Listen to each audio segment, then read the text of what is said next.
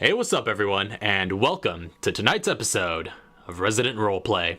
This is a show where a group of friends and I get together and play homebrewed tabletop RPG set in the world of Resident Evil. I'm your host and GM, Raphael. Welcome back, everybody. It's been a couple of weeks. Exactly 2 of them. It has been exactly 2 weeks. It's crazy how that works. Yeah, it feels like... How we do that.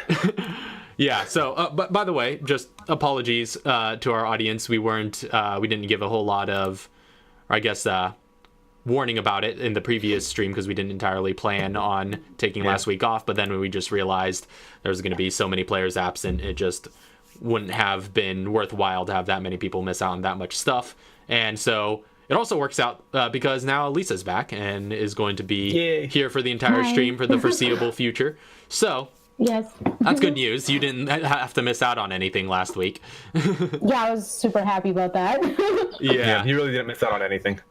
Oh yeah, Lauren ran a one-shot in place of last week's episode, a D&D one-shot. That I was jumped in the interesting. deep end and was like, holy shit, I forgot how to swim. That was interesting, though. I liked getting to meet Starbeard, though, who was your GM from another game you were playing. Mm-hmm. What do you call it? OD&D? I think it's OD&D. OD&D, AD&D. Yeah, he was super cool. That original stuff. He was super cool and fun to roleplay with. Like, the content of the game was fine, but, like, the actual game was not so. Yeah, and for those who didn't see it, it was just like, it ended up being this ridiculous 8-hour live stream. It was like 7 hours. It might as well have been 8 hours.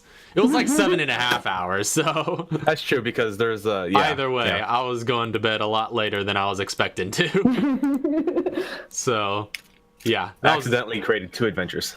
Yeah. But anyway, it feels like it's been forever since we've done Resident Roleplay. We were talking about that before the stream started up here, but... It's been a while. It feels like it's been forever, though. So remember when we did this, like, on the regular? Yeah. Like, I feel like I'm going to be either very unprepared or... very over-prepared.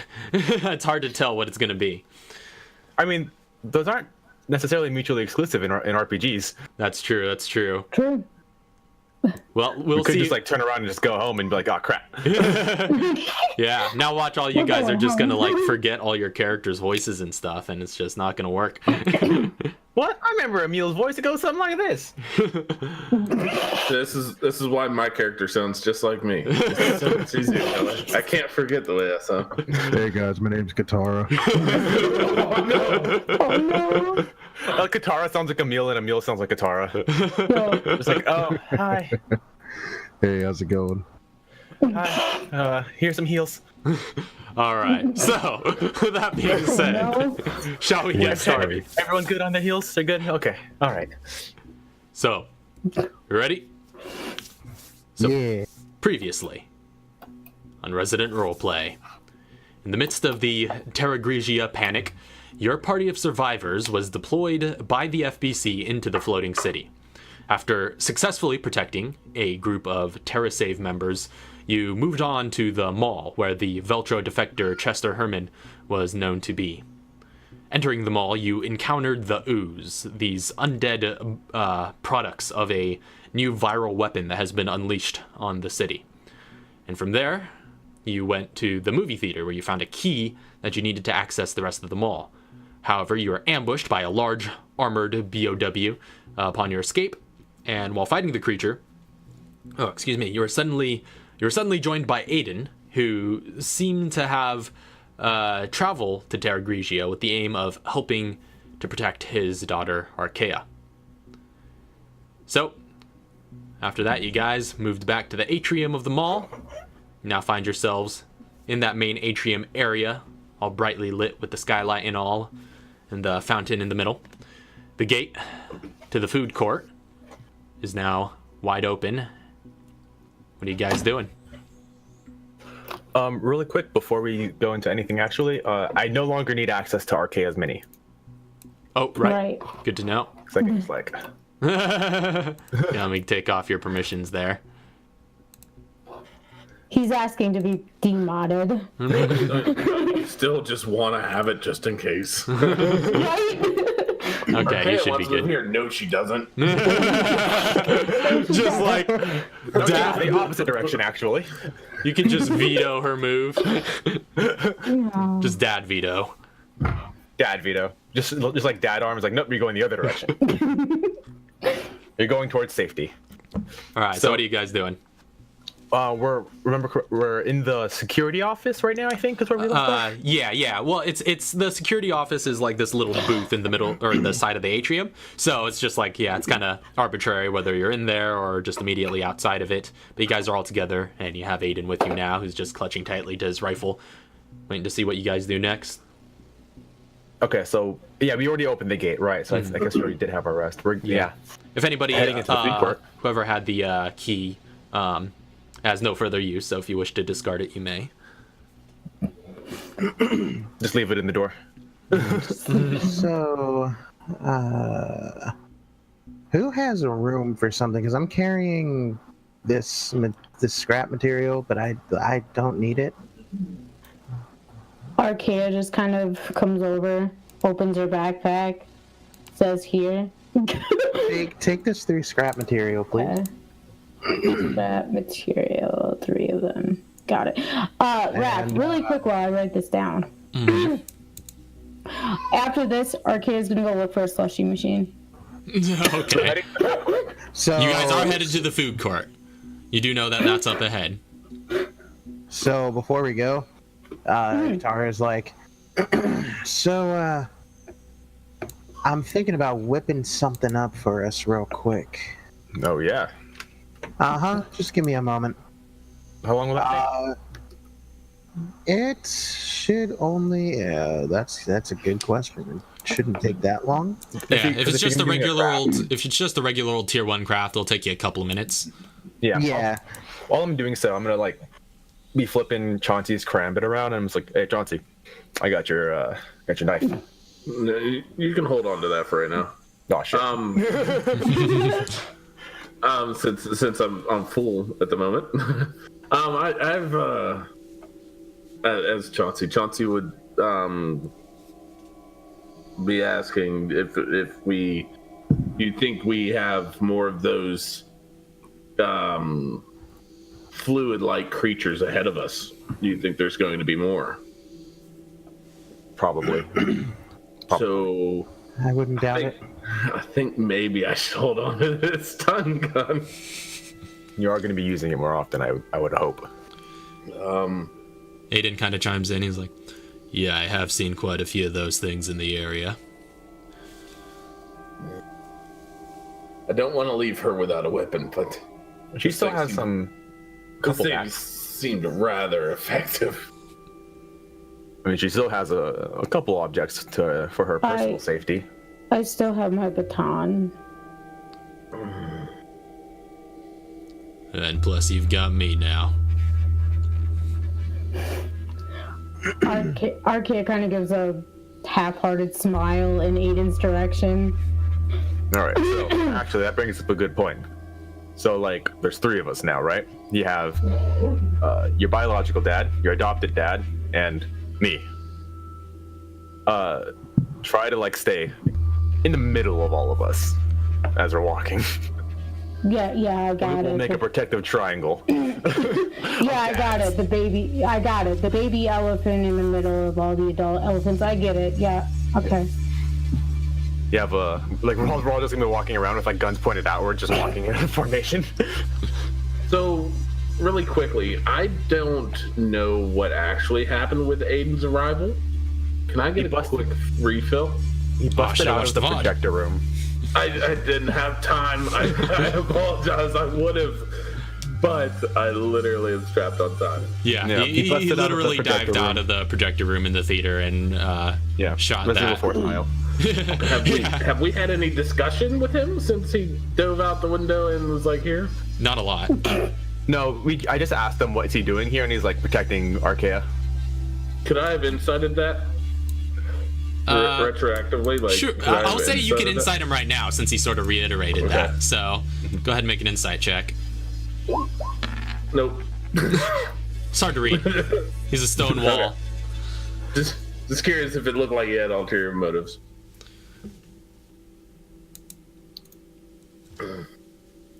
So, So, and Katara was crafting something. Do you need to make a roll for that?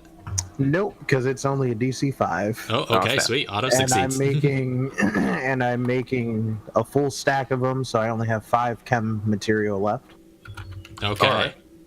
And yeah, so she's just like crafts these pills. She's like, She's all right. I got them. Now we're headed over in the food court, right? I think Arkea's looking for something. I don't know. She's looking like she's looking with a purpose. Okay, I'll try these out over there then. And I guess we're gonna follow whoever's going first. Probably Arkea. Just Probably. yeah. Aiden kind of steps forward. He's like, yeah, perhaps it's best if I take point. I think it's better if either you or Chauncey take point. Probably both of you. I'm gonna just look at him like, no, I got this point thing down. To a point. Why are you so eager? Not eager. I'm here and I take point. Oh no. Why do you want to take point? Well, I just thought it might be a good idea.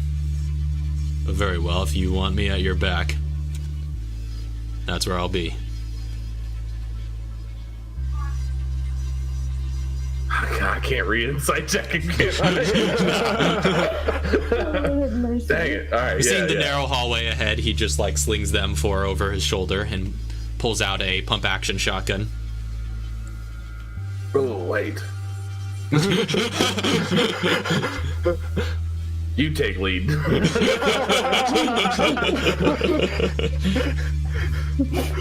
I don't have shotgun to take lead in close quarters yet. I got his back and I just got a zap behind him. He pulls out a shotgun, just like you're sitting there, just like fair enough. And he starts leading the way into the hall. If you guys are ready to head forward. Yeah, I'll be probably taking up rear. Okay. So, Yeah. What's the marching order here? because we got the 2 in the front now. So I'm just want to 2 make sure heavy there's hitters in the one big beefy man in the back. All right. Who's the big beefy man in the back? Oh, it's Emil. It might be Katara, but I can't tell. Big and beefy. I don't think of me. Big and healthy. Well, he's not beefy. It's true. It's like big and he's big. Katara will be in front of No, me. he's not big. He's thick. Okay, so Katara in front of Emil. Yeah. All right. I'm just making sure nothing sneaks up behind us. I'm assuming Arkea is just sort of behind her 2 dads in the front. Arkea's, yeah, she's as far close to the front as she can. She's still looking for the slushy machine. Well, right now you're just kind of looking down a plain sort of corridor that leads towards the food court. So as you guys move onward, it doesn't seem to be a very long walk. Although partway down this hall, you do kind of see this sort of door off to the side. It's a little industrial looking, and it has like this elegant brass torch stand that is kind of lit with this pale blue flame immediately outside the door. Blue flame? Yeah, there's this pale blue flame on this kind of just like it looks really out of place in this environment, but it's just a little elegant brass torch stand with a blue flame on top next to this door. The door looks like it might lead into some sort of maintenance area or something. So I want to. You want to check it real quick? Yeah, let's check this out. This is really out of place. Yeah, it looks pretty odd. Aiden I'll kinda, watch her back while she's in like. Okay. Yeah, Aiden kind of hears you guys. He's just like, should we clear that area? Anywhere there might be survivors. He kind of gets into position by the door.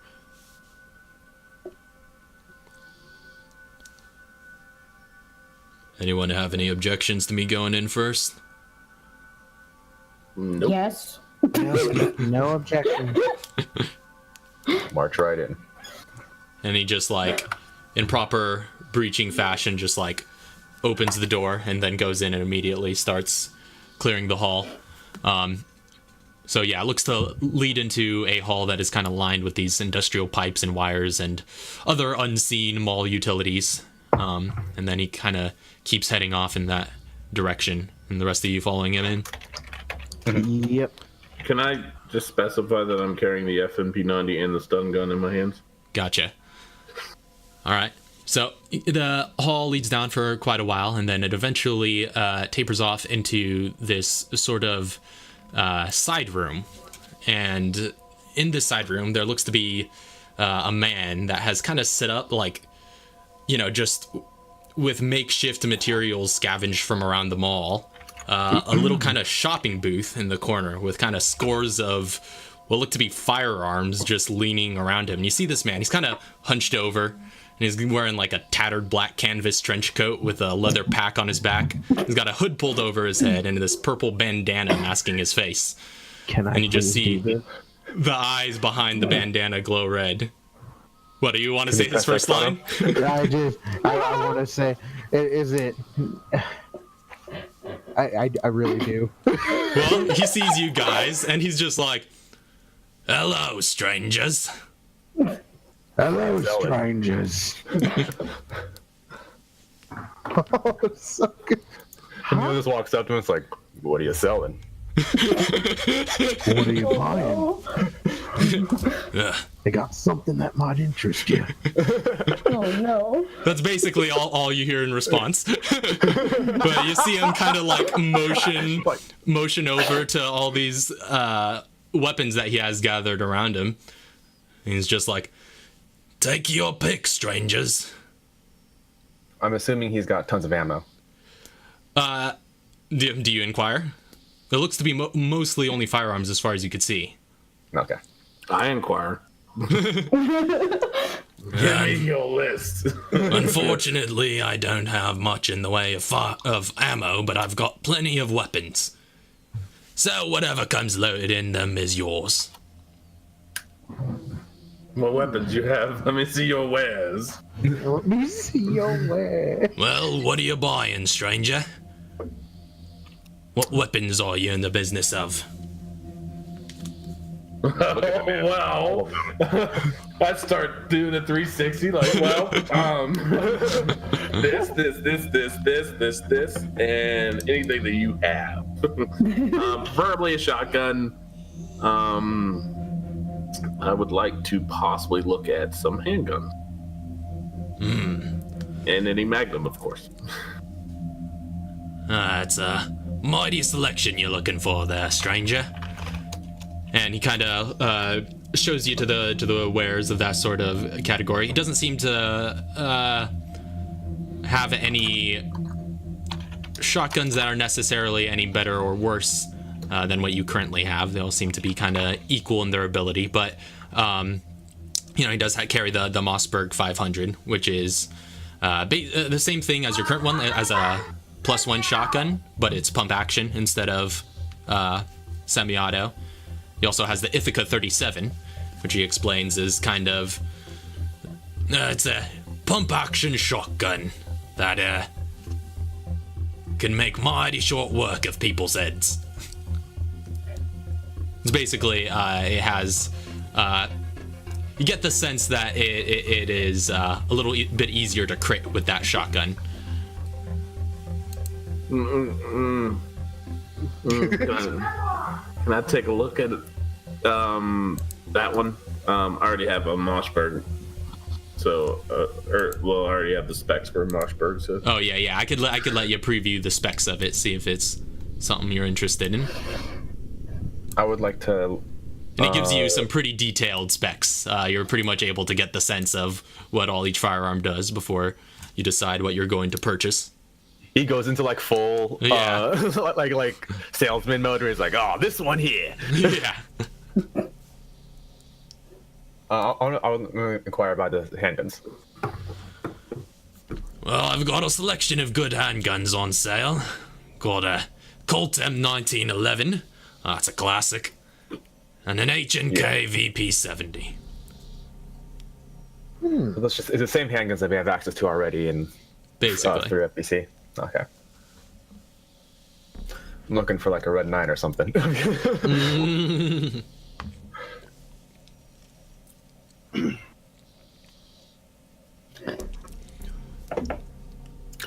Thanks, but I shan't be buying anything from you today. You have any launchers on you? I do, but I don't get the sense they're any better than what you're carrying there. You have good taste in launchers, stranger. I try. Always looking for something new. Well, wherever the market is, you'll find me. So, maybe we'll run into each other again. Check back on that launcher business. All right. Yeah, just make sure you get out of here sometime soon. Listening to this conversation, Arcadia's gonna go up to him and kind of give him a quizzical look, and she's gonna incite him. Alright, make an to insight why check. he's here. While this is happening, can I also ask him about magnums? And if he has any weapons of the shocking type?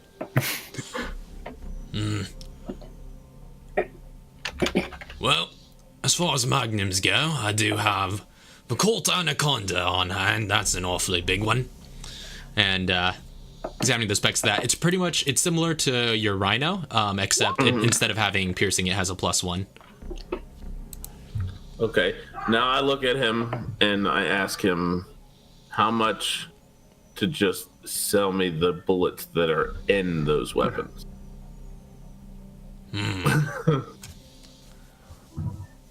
Excellent proposition, stranger. Make a persuasion check. Okay. That was 22 on insight. Yep. No! So, as far as the insight goes, Archaea, the most you get the sense of is that this is just a really strange fella. He's obviously not from around here, judging by his accent and his demeanor. And you're not sure why his eyes are quite glowing, but he just seems completely out of place in this environment. But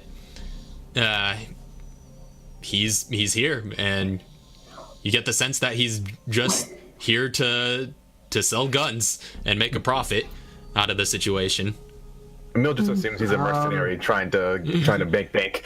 Yeah. Can I try to persuade him to get some the ammo and the grenade launcher and potentially buy it? I'll say with Chauncey's, that was your persuasion check, that 12? Yeah. Yeah, with Chauncey's persuasion check, he's just like, well, I don't know who else might be coming through here, so I best keep my wares close at hand, if you understand my meaning, stranger.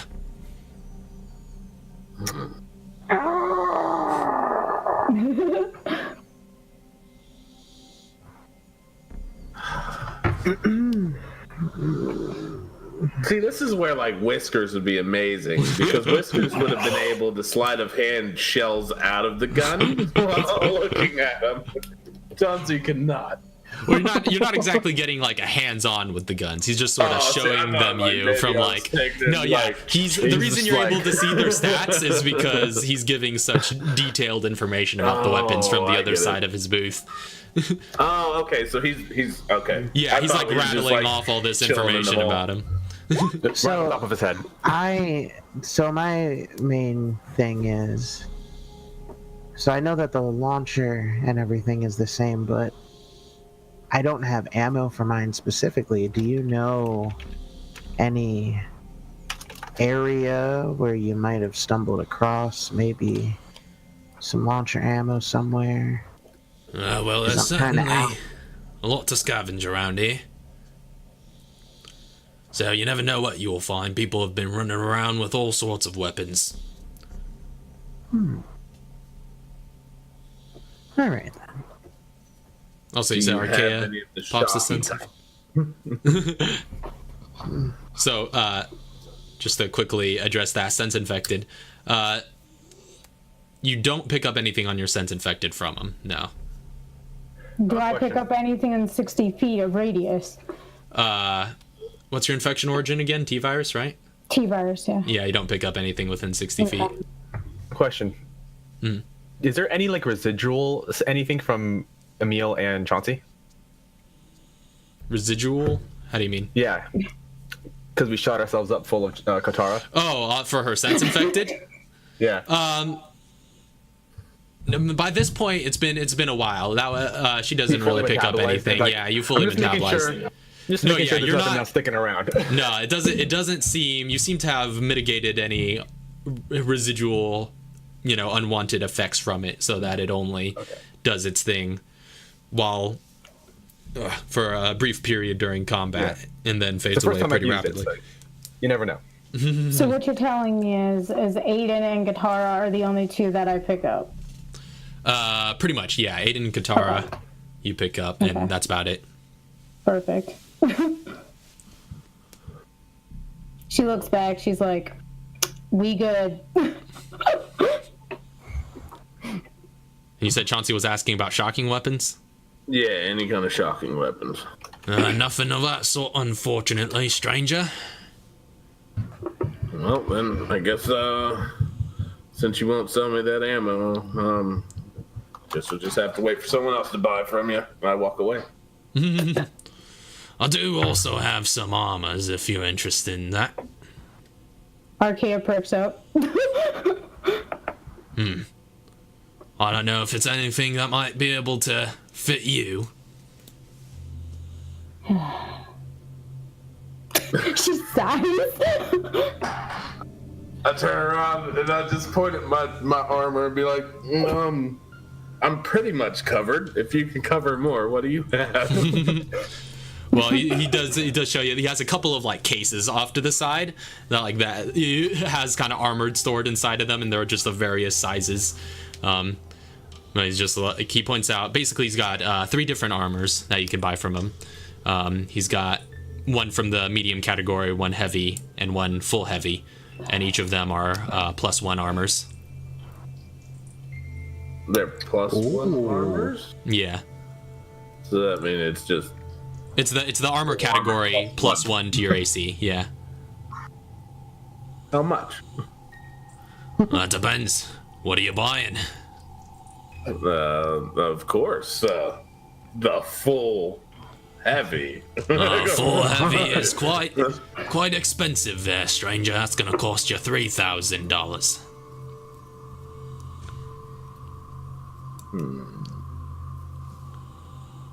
Nobody carries $3,000 on them, sir, unless you got an ATM. We're in a mall, so we're in a mall. I'm sure there's an ATM around here somewhere.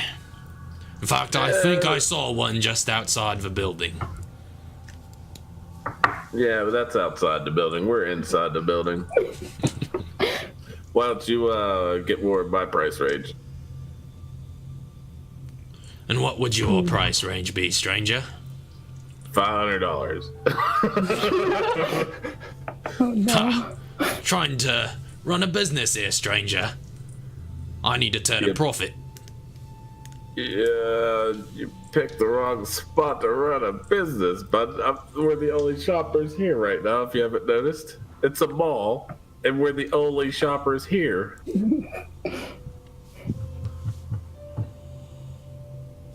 I'm willing to part with my current set for your set plus $500. Make a persuasion check. Oh, you're For this killing me. I need particular to get deal. proficient. Oh. Oh no. Better than last Can someone time. assist me and give me like a pat on the back? Like, that's a good deal. I mean, Archaea's always got your back. Oh yeah, why don't you give me some encouragement? Like, you got this. He immediately kind of turns to you. He's just like, going to have to make a better offer than that, stranger. Okay. Here's my offer. You go ahead and try to sell it to somebody else. We're gonna go kill some things. If things come this way to kill you, you'll understand why. And you should have put more armor on me. They wouldn't come this way. And I walk away. I doubt he's ever gonna die. But if there's ever the case that I die, whatever's there should come and kill him. I'm just saying. Archaea kind of walks away going, kind of over her shoulder, you know he's right. And just walks back with Chauncey. Before I head out, I guess, do you have... I know you said you had firearms and armor. Mm-hmm. Do you potentially have anything that can expand inventory? Not my line of work, stranger. I've got weapons, I've got armor, I've got even weapons of the melee variety. You know, not like an attached case medium, attached case large, you know, the stuff, you know. Not that's in stock unfortunate. right now, stranger. That's unfortunate. Well, you know, I'll see you on the market somewhere, most likely. If you stay in this line of work, you certainly will. You go by a name at all?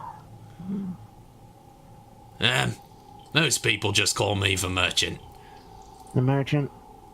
I'll keep a lookout for you then. See if I can come across you at any time. Trust me, you won't be finding me. I'll find you. I like that. She just turns around and walks out. Does he have like an inside like man somewhere on his? I want to see what's up with this dude after he says that. What are you inciting him? After that, All right, insight check. because there's way too many people who just know where we are. That's kind of scaring me.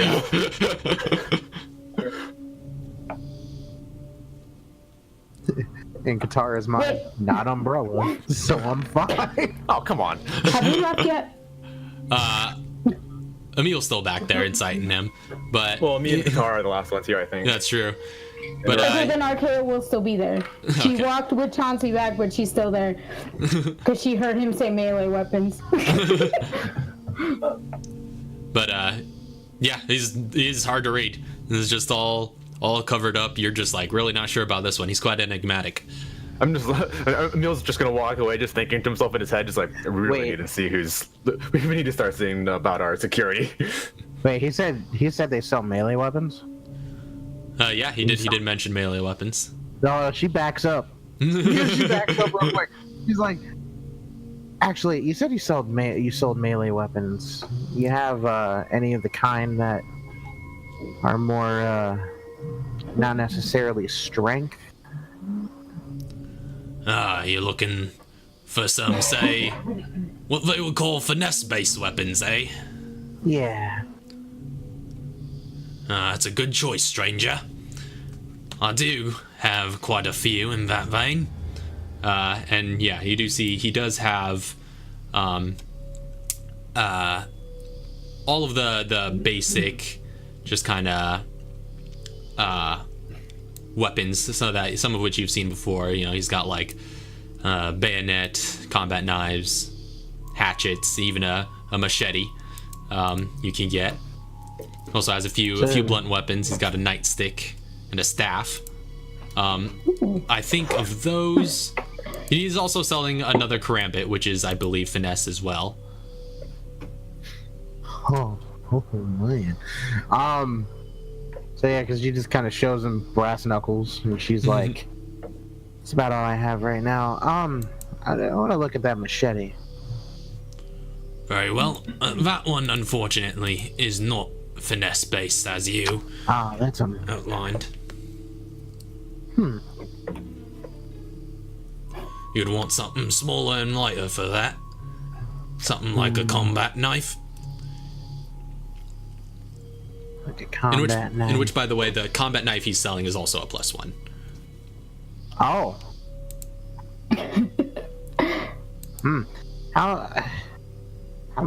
Look at a combat knife.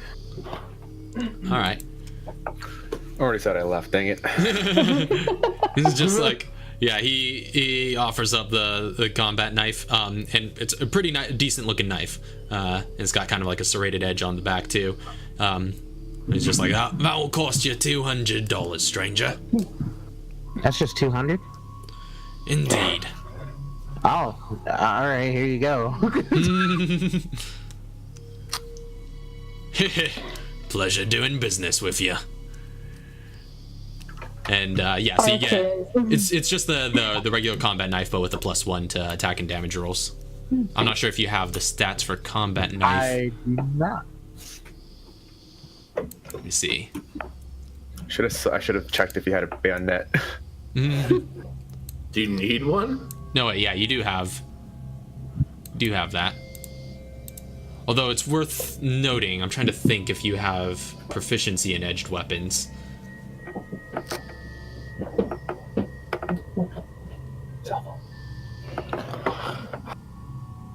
Does Emil need a bayonet? If it's got a +1 on it. No. We'll say I have one if you want. I've got a bayonet use too. it. I just want to see if if there was one with a +1, then obviously that's just an upgrade. So does our armor, but that's just too expensive. I don't think I've ever had that much money on me ever. I didn't know. I thought we weren't allowed to carry over 1,000. Otherwise, I'd have all my money on me. Well, you can carry more than Yeah. 1,000. It just takes up inventory space after the first 1,000. Yeah. Oh, Go to the okay. ATM. I'm not gonna go to the ATM. That's backtracking. Johnson moves forward. This guy picked the wrong place to set up shop. He needs to set up shop near an ATM so I can just go, oh, here you go. So, oh, she. Oof. Can she just kind of like carry this on her side real Alright. quick, and then like, she's just gonna kind of like go out. Oh no. Is Archaea left with like Emil and everyone, or is she No, still? she's with you guys. Or she's with you. Do you? She was like- do you- Kind of over your shoulder the entire time. Going, ooh, I guess since like everybody's kind of in the same, like I guess since everybody's like left but not left, we're just sitting in the back of the room, just leaning against the wall. Okay.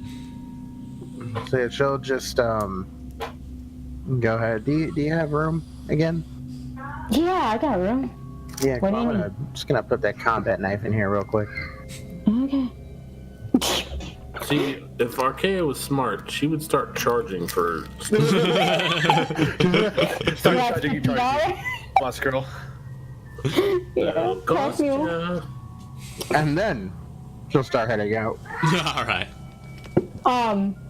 Really quick. Archaea wants to look at the staff All right. just because.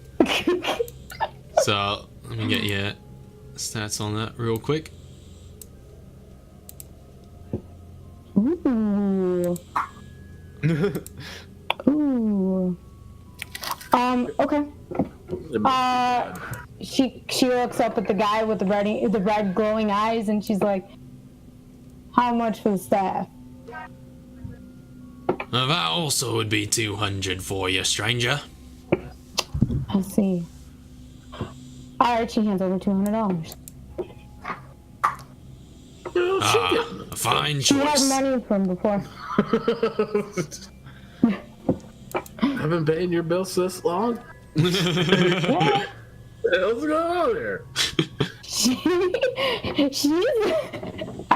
She's a penny pincher, man.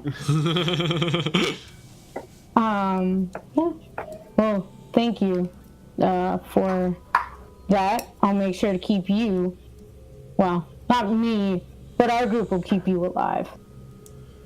The hell I will. That's my job. Oh, I Gotta keep appreciate ourselves the thought, stranger. Well, I hope to see you again. And she walks away. You're just gonna throw a rotten egg at him. Oh no. Emil's gonna see Katara walking this way. Do you like have your knife with you? Oh, she gave it to no, Archaea. She gave it to Yeah, Archaea? Okay. yeah. She just kind of passes by. Got a new knife. Oh, cool. Sells bladed weapons. Yep. I should probably see if he's got anything good. Pulls out his rifle, just like has it next to him. And just like he'll just walk up and ask. He's like, "You have any good bayonets here? I'm looking for an upgrade." Oh, yeah, that bayonet's looking awfully dull, stranger. Yeah, you don't say. I try to keep it up, but it's just bad make. Well, maybe you should buy from me next time. This bayonet here is a lot better condition, freshly sharpened. And it is +1 bayonet available. 200. 200, stranger. All right. Oh no. I'm gonna have to go to the bank. Or I have to go to the ATM. I just realized that's not the money I have in my cash. Not What enough cash, stranger.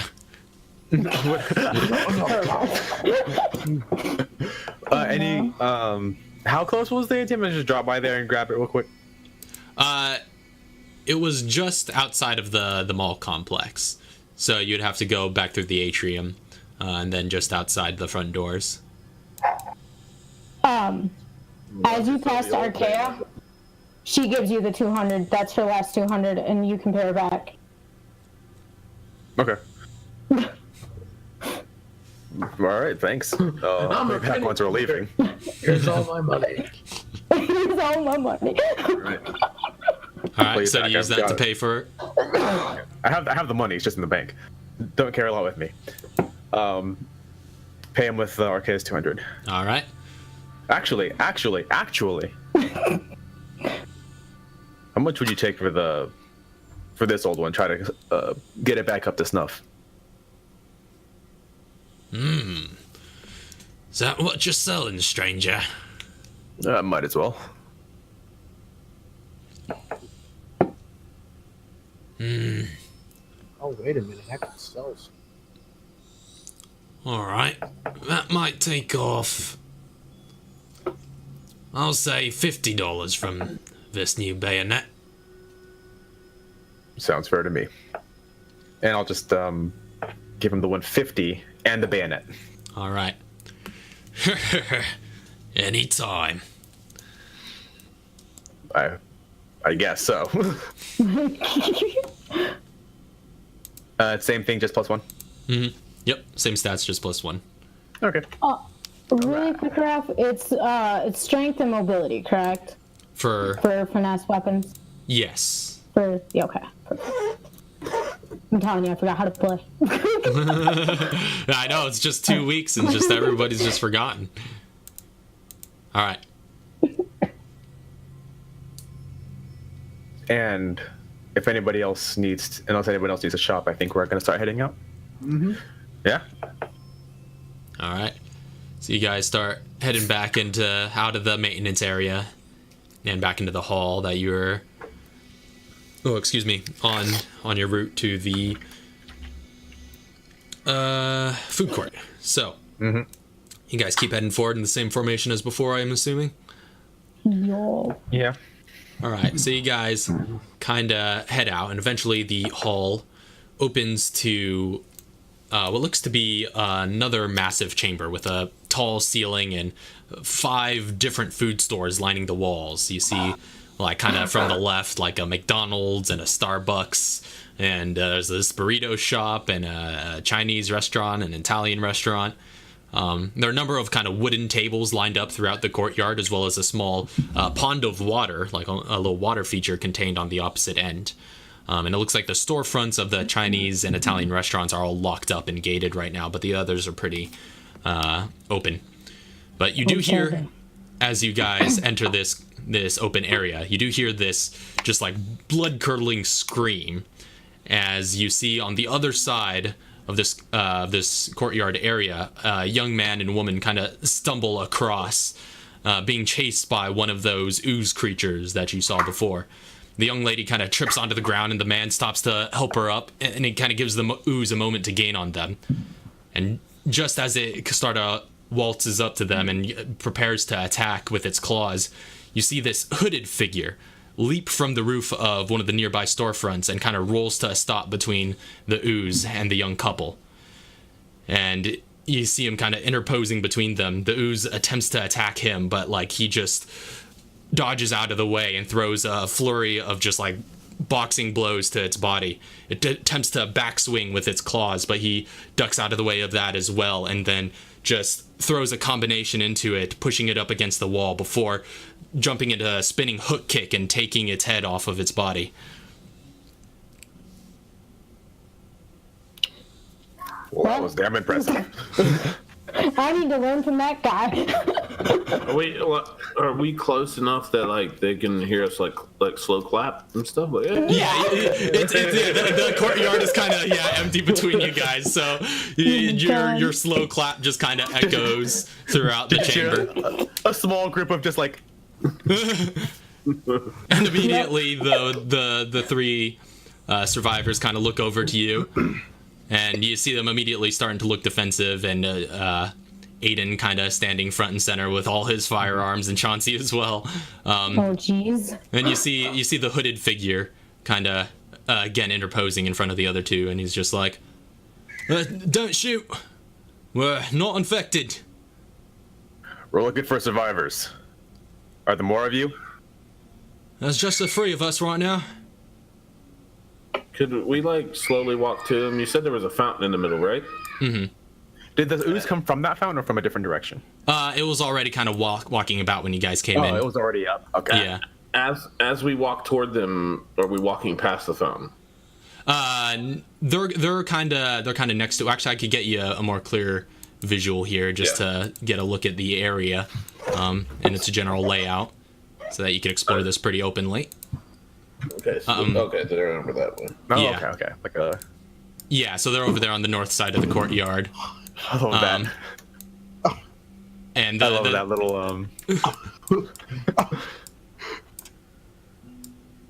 I didn't know he was in this game series. Yeah, that's just a representative mini, but Yeah. just like I didn't have any other hooded figures on hand, but this assassin. But yeah, as you guys kind of exit out, Aiden kind of steps forward, still clutching his rifle, but kind of being a little bit more at ease. Could I have walked up to about there? All right. And can I dip the stun gun into the water? just if anything pops out. Wait for survivors. Yeah, you give a quick zap over to the water, just like just nothing happens. And this the man in the hood, who you see kind of closer now, looks to be in his early 30s. He's kind of average height, but very athletically built. He's wearing this gray hoodie and blue jeans, and he's clean shaven, giving his face a rather boyish good looks, which kind of are helped by his smooth but chiseled jawline and short blonde hair, as his hood kind of recedes now. He's just like, are you lot with the FBC? Yes. Well, that's good. We've been holding out here for a while. And who are you? My name's Chester Ehrman. And the other two civilians kind of introduce themselves. They're just like, I'm Carol. And the woman's like, or rather the woman was Carol, and the man's like, I'm Alec. Do you all three together? Is there any other survivors? There was one more of us. This gentleman named Bobby. But unfortunately, he started showing signs of infection.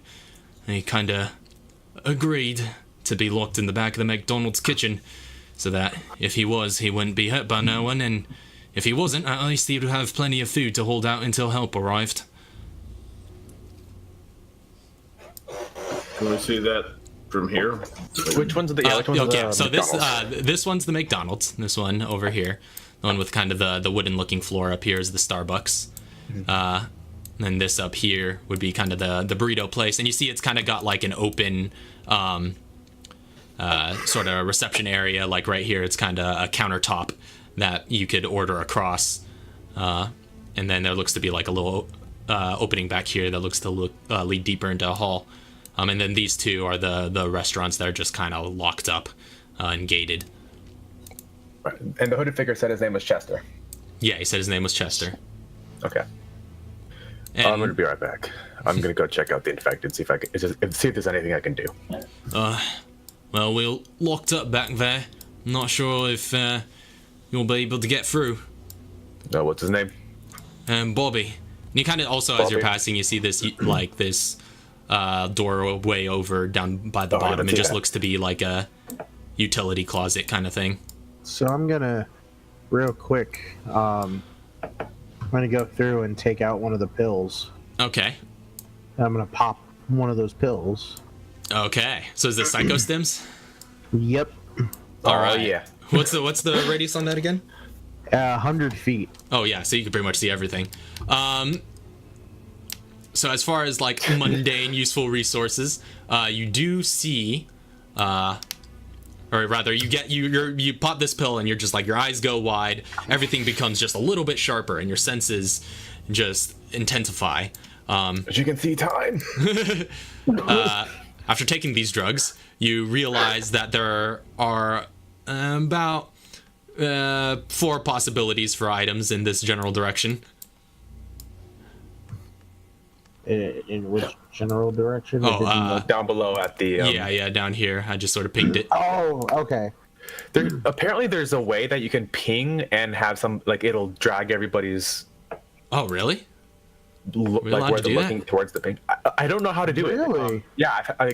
Speaking of Starbeard, he uses that whenever we're playing, and he'll just be like, over here, ping, and then my camera will just snap to wherever he pings. Interesting. Okay, that's awesome. Maybe control it. Was that it? Oh, yeah. Hey, I is. just did shift hold down click. There we go. Yeah, so down here is where you kind of sense that there may be some useful items. She's gonna look at Emil. Hey, Emil. Yeah. There's some items over in this area right down here. Points at the door. There's about 4 of them. Can I see that her eyes are dilated? If she gets closer, yeah, you could see that clear as day. She's just like wide-eyed. She looks high as heck. Yeah, I'm looking at you. I'm just like starting early.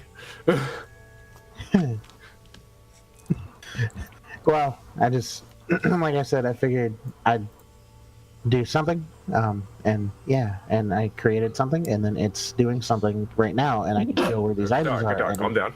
Yeah. Take a deep breath. They're down here, I'll believe you. but I want to go in here alone. Is the door locked? This door?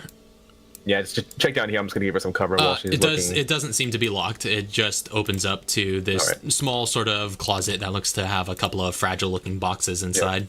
Yeah. Whoa! I just kicked the door open with my bayonet. Just like, yep. I think it's clear. It looks clear, right? No, nothing on the ground. No ooze puddles on the walls or whatever. Just as a general survey, you don't notice anything that seems to be off about this room. Okay. Let me go check up on that infected. See if there's anything I can do. Okay. All right. Bobby.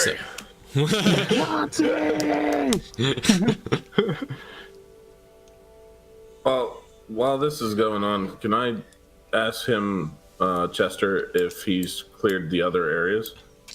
Okay, yeah, you ask him about this. We'll say, yeah, this is going on kind of simultaneously. And he's just like, we've just been sort of stuck in the food court for the time being. Yeah, a good sense of skills. You want to help me clear out some of these rooms? What's left else to clear? Looks like there's 2 doors right here. Those have been all seen. locked up. And are you talking about like these 2 up here? Yeah. Those storefronts are all just kind of like gated, like you, and just like completely locked up. It'd be difficult to get in or out of those. Have you been down that hall back there? Yeah, actually, that just leads to the rooftops of these 3 shops behind us. Maybe if we could get to the roof, we could get down into these 2 shops here. I tried that already, unfortunately. Nothing much in the way of ventilation, at least not of the size that could fit a man. Well, luckily we have her. Artura's like looking around for a slushy. Make a perception check for Slushy. Okay. New crafting thing. I missed out on all slushy reasons. Oh, yeah, it was a joke before the game started. Perception. What was it? I can't see it. 17. 17.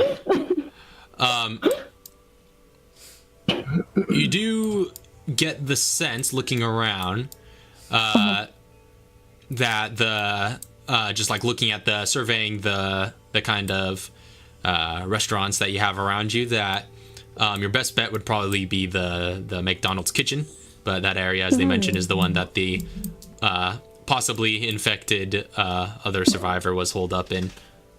Okay, did I see like Emil walk off? Because if she did, she would have screamed, "Hey Emil, can you try to put a slushy machine back there, please?" Thank you. And then she looks over at Chauncey. Wait. You want me to go through and jump into unknown territory? Like you haven't done that before. And she looks at you and she's like, hell yes. Well, I don't imagine she'd be able to much fit either. I mean, it's a pretty small opening up there.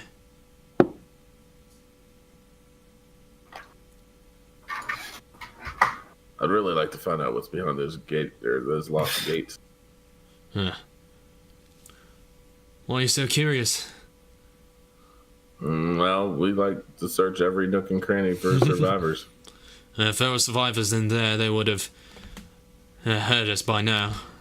Pretty sure we're the only ones around here. Bobby! Emil goes over there searching. Alright. So, is anybody else doing anything right now? Just looking for Bobby. Going through that Just door. looking at the for end, I Bobby. assume. I'm Okay. just gonna go walking around because, like, These crates are all closed, right? Yeah, but they look to be pretty Oh, fragile. see. Oh, pretty like pretty fragile. Yeah, like they could break just with any amount of force. Oh, I mean, cool. I got tools if you need them. As I walk around. Oh, yeah, I need something. I just break these open. Yeah.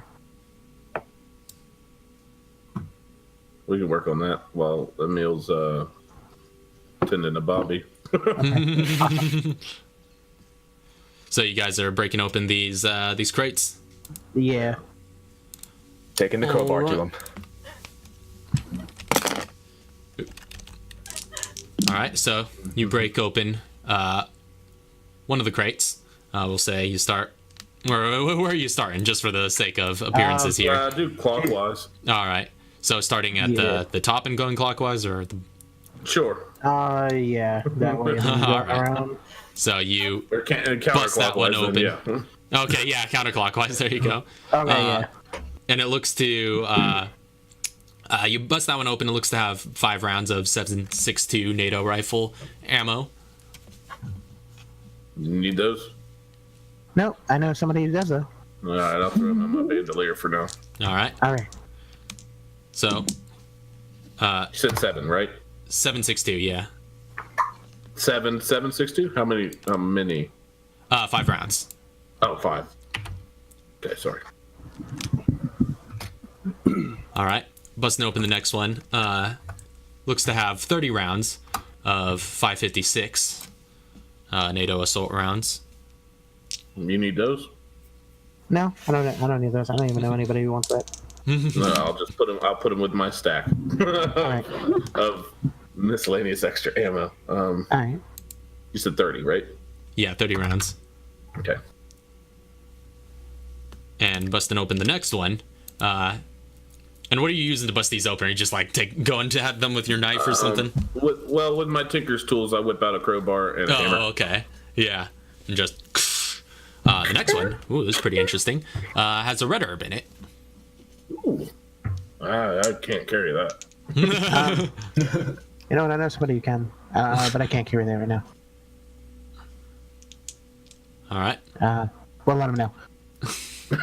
We'll send it back in here. We're good. All right. And opening up the last crate, this one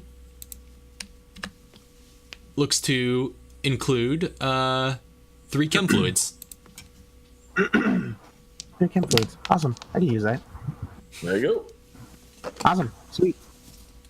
I love my guitar. Just walking around. Bobby! And so, Emil, as you're over there, you just like you try the door. It seems locked as they'd mentioned, but you call out for Bobby, and Yeah, I'm just like knocking on it, seeing like if Bobby will answer. And as the others come out and RK over where you're at, you see, you know, the civilians are and the survivors are just sort of like watching the others go around, just start exploring, and they're just like, so, trust we'll be getting out of here, right? And, and Aiden's like, so, you're the one they call Chester, huh? He's just like, yeah. And you are? Yeah, my name's Aiden. Look, I am gonna be needing to talk to you, Chester. And Emil, as you kind of continue at this door, you do hear just some like coughing on the other side, just like, somebody there. Bobby, open the door. I can help you. Yeah, please let me out. And you hear like this banging on the other side of the door, just of just him banging on the other side, and he's just like, help me. Is it? It's not locked on my end. It's like, Chester, can you unlock it from the inside? Just help. Chester, can you open the door? And he's I'm just just trying to kick it, I guess. as you yell at him, and like RK, you kind of get cut off mid sentence. He hears the scuffle going on. He's over there. He's just like, it should be locked from the inside. And the banging on the door just like gets harder and harder as it's just like, and it looks like it might just fall over outwards any minute now. Backing up then. Okay, you back up a bit. And I step in. And I have my handgun ready just in case. Or actually, I have my I'll have my rifle out with the bayonet. Okay, and the civilians are just kind of over there. Aiden just like clutches his M4 and is just like, and the civilians are just like, what's going on over there? And Chester just points to them and he's just like, you lot better get to cover. And you just hear on the other side just the continued cries, just help me. And the banging just continues as the door just like shudders against the force until, Yeah, I think he's gone. after a Chauncey? moment, the door just flies off of its hinges downwards, and you see this massive blubbery figure step out with I knew it. this one arm that is just practically just like the circular saw blade that is spinning around on an organic motor. Its mouth is almost like a Venus flytrap, just opening sideways, and you see this human head on its shoulder just crying out, help! I need y'all to roll for initiative. I was gonna say, I was like, that's just special. Can we get like a round of, since we were prepared, of fire on it? Neither side was really surprised here, so Okay, I would that's say, true, because we were acting Yeah. all at the same time. yeah, Okay. I would say, go ahead and roll for initiative. Oh no. Oh, come on, that was almost a 20. That was almost the 20. That was pretty great.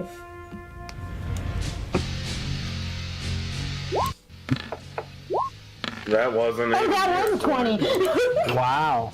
I was waiting for her to roll 2 on. I had it.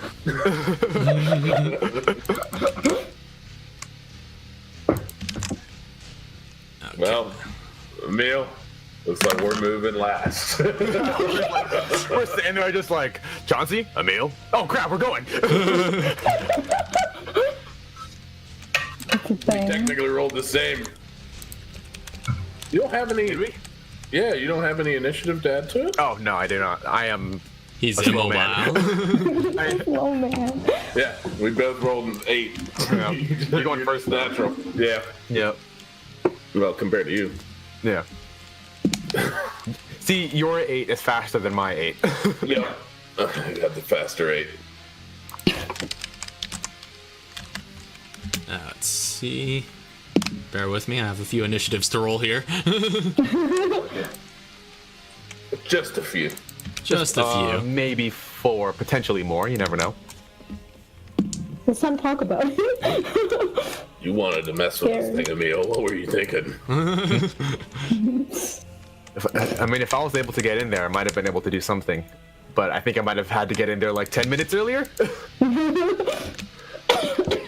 All right. So, sound off on initiative. Emil, 8. Archaea 21.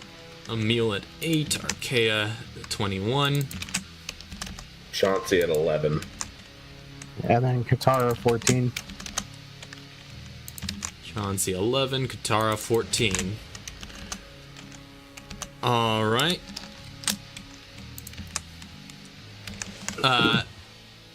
So, top of the round. Top of the round is actually going to be Chester, because he rolled a 24 on initiative.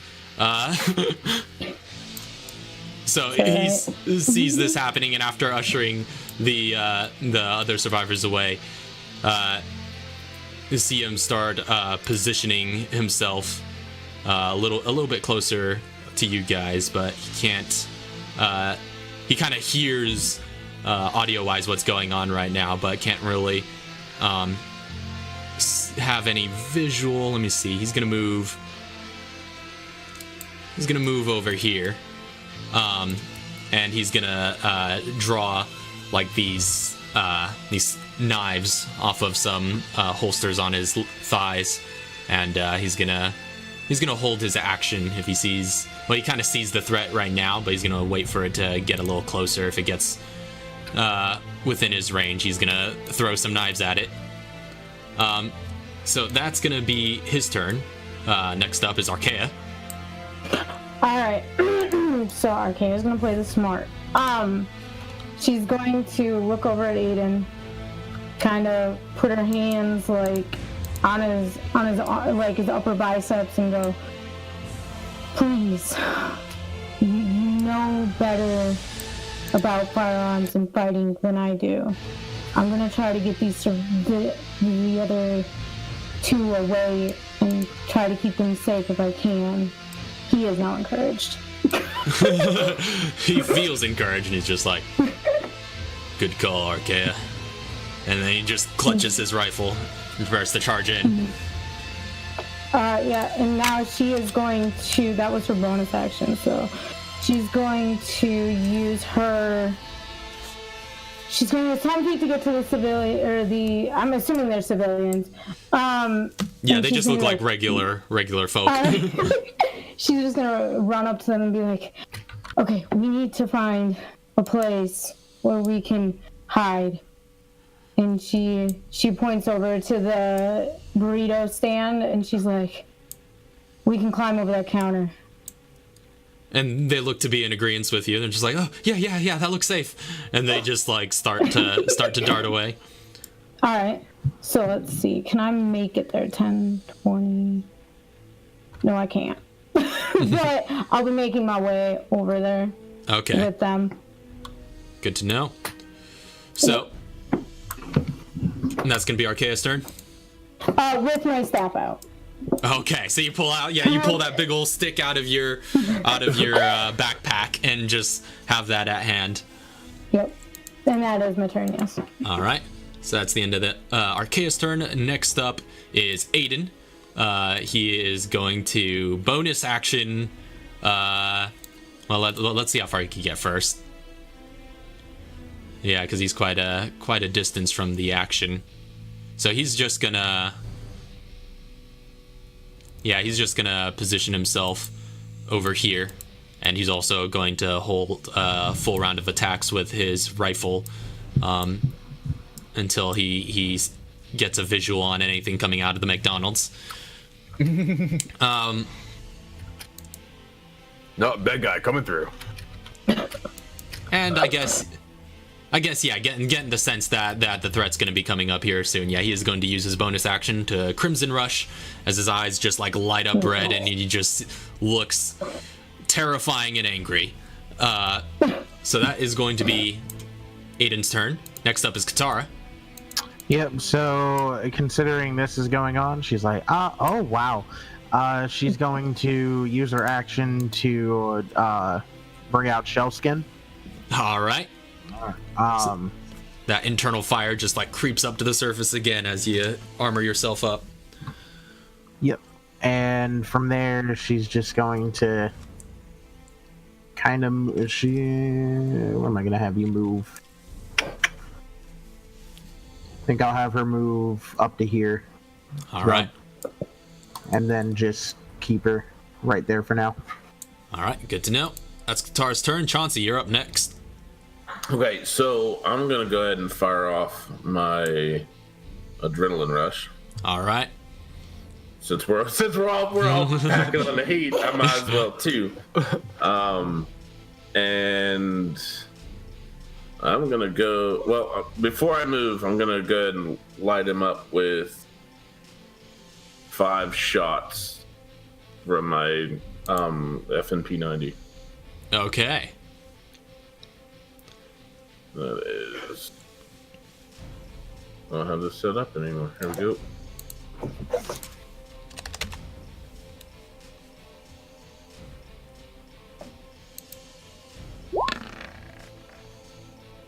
Ugh.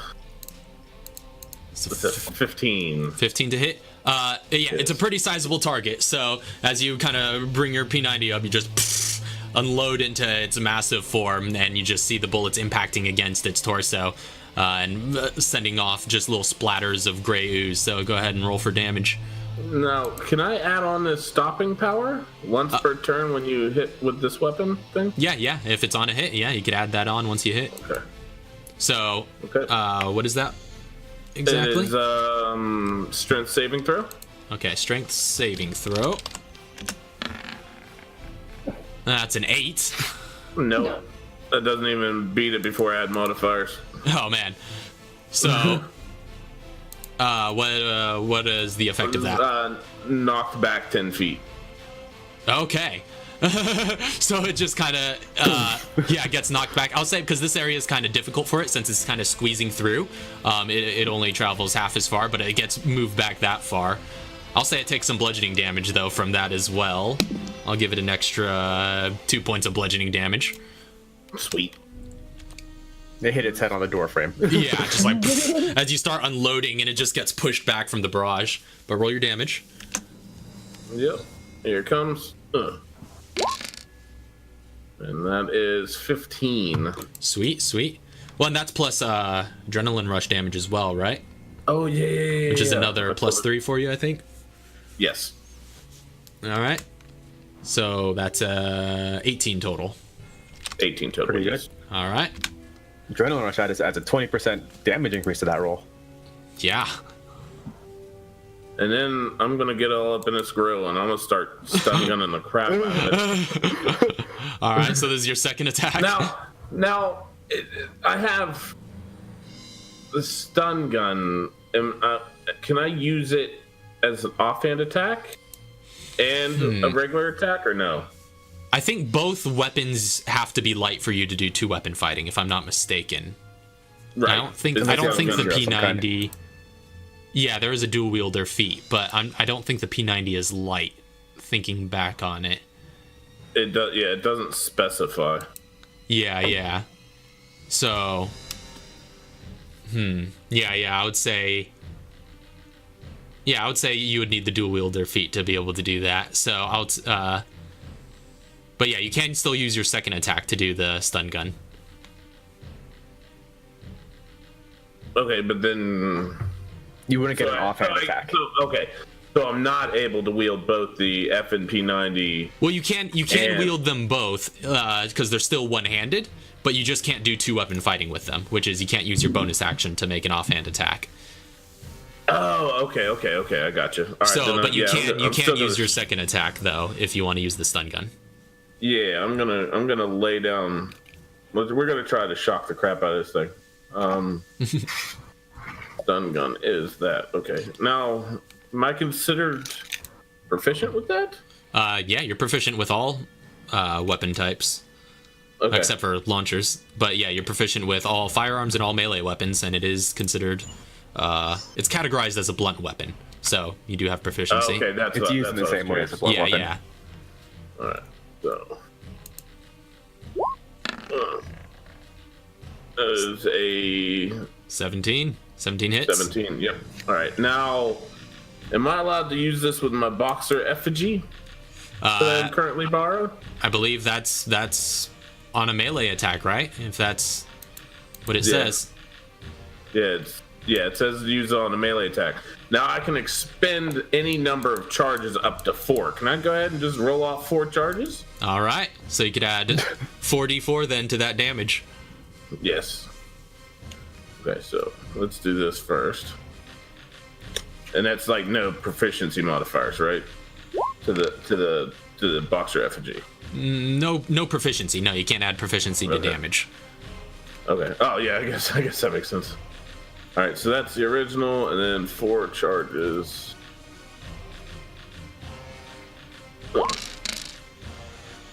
Oh, that was pathetic. that wasn't very pretty bad. shocking at all. Pretty bad.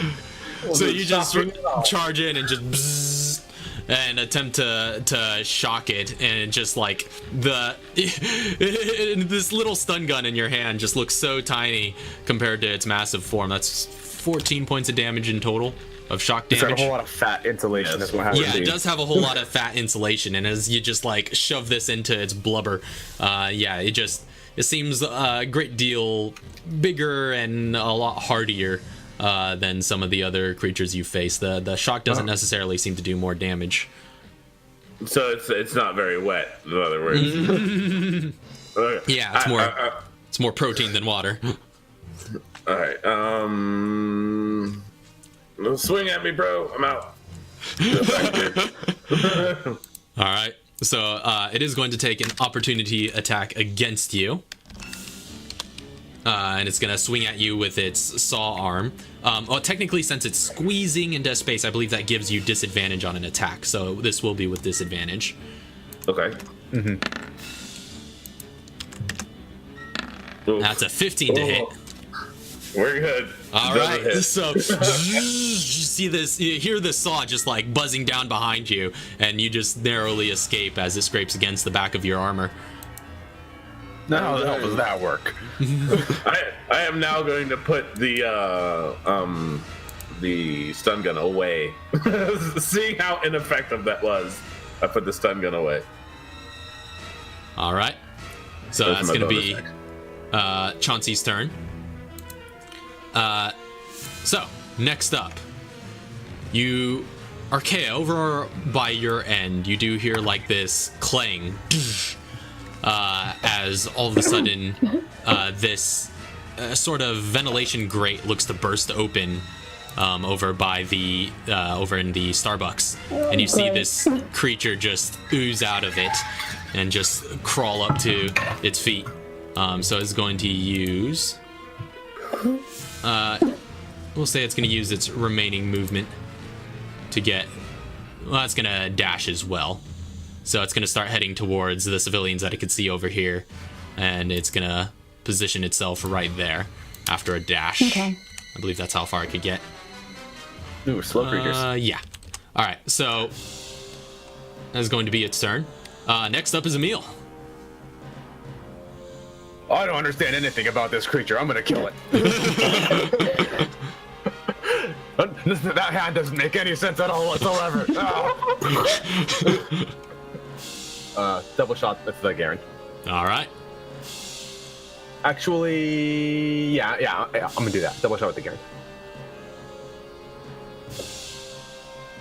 being this close, can I also give him his 5 rounds that I was going to give him earlier? Like I said, yeah, you could do that. We'll say you could have done that as a free action on your turn.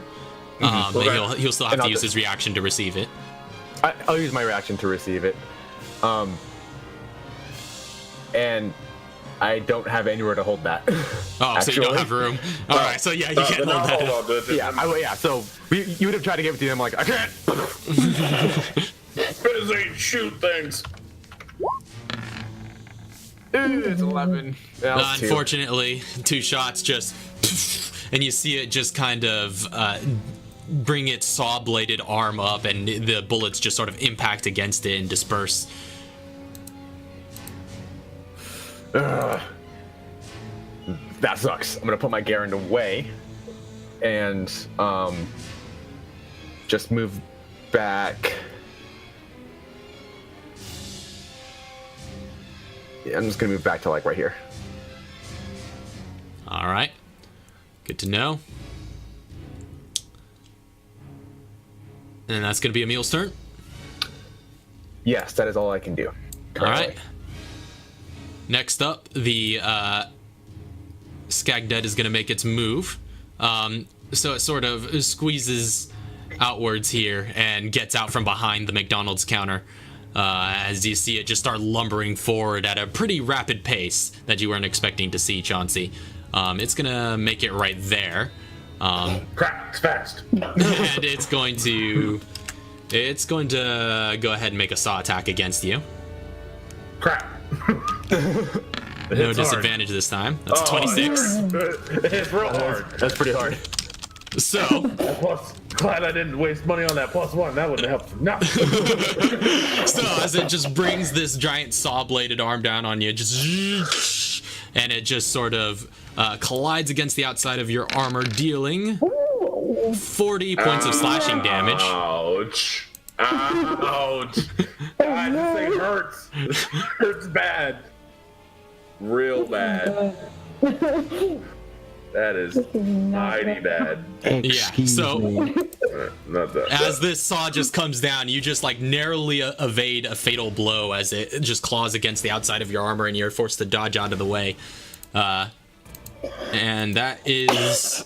It's actually just like seeing... It just sort of hits you along the way, and just seeing all the targets out here, and just feeling really hungry. It's going to kind of move a little bit past you. I'll say that's about the farthest. I wasn't keeping track particularly of how much it lost back there, but I'll say that's the farthest it could get. Just repositions itself there. 10. Like 15. You're good. We'll just go with it. Yeah. We'll just say it squeezes right It there. hurts. The further away from me it gets, the better. But the more between me and you it gets, the worse. But now that it's out in the open, Aiden's gonna go ahead and take his full round of shots at it. So he's gonna go ahead and make an attack with his M4. Full round burst, just unloading, just seeing this massive blob of flesh, just like, Rah! And with 22, first attack hits. He's gonna put his second attack just down on it as well. That's a 24. So he hits it with what looks to be plus Crimson Rush damage. Let's see. Okay. So from the first attack, it takes 22 points of piercing damage, and from the second attack, 18. All right, and I think also it gets within... It's barely within range of Chester, but he's going to be attacking with disadvantage since the thrown range increments aren't very good. So he's going to go ahead and just throw a combat knife over at it with disadvantage.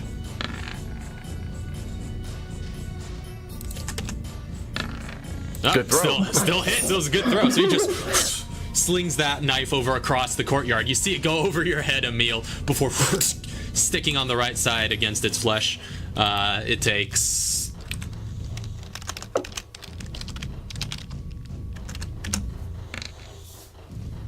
12 points of piercing. Wow. NPCs are rolling pretty good. And that is going to be all he can do. So that ends that creature's turn. And at the very bottom of the round, the civilians are going to keep on moving. They're sort of sticking with the plan of trying to get into the sort of burrito shop, and they're gonna use their full movement, just dashing all the way to try and get in there. And again, the ooze is kind of coming at them simultaneously at this point, and they're not sure if they could quite make it, but they just go for a full run, prioritizing speed over safety, and so they make it in there and vault over the countertop. But the ooze is going to attempt. Raph, Yeah. can Archaea use a reaction to distract it? You certainly can, but let's see what it rolls first. Okay, sure. So it is going to attempt to make a bite attack against the gentleman. That's a 21 to hit, which hits by a pretty large margin. So you might not want to try and distract it, but and as it does, it also like grapples onto him and keeps him from moving past it. So he's actually back here, and he takes.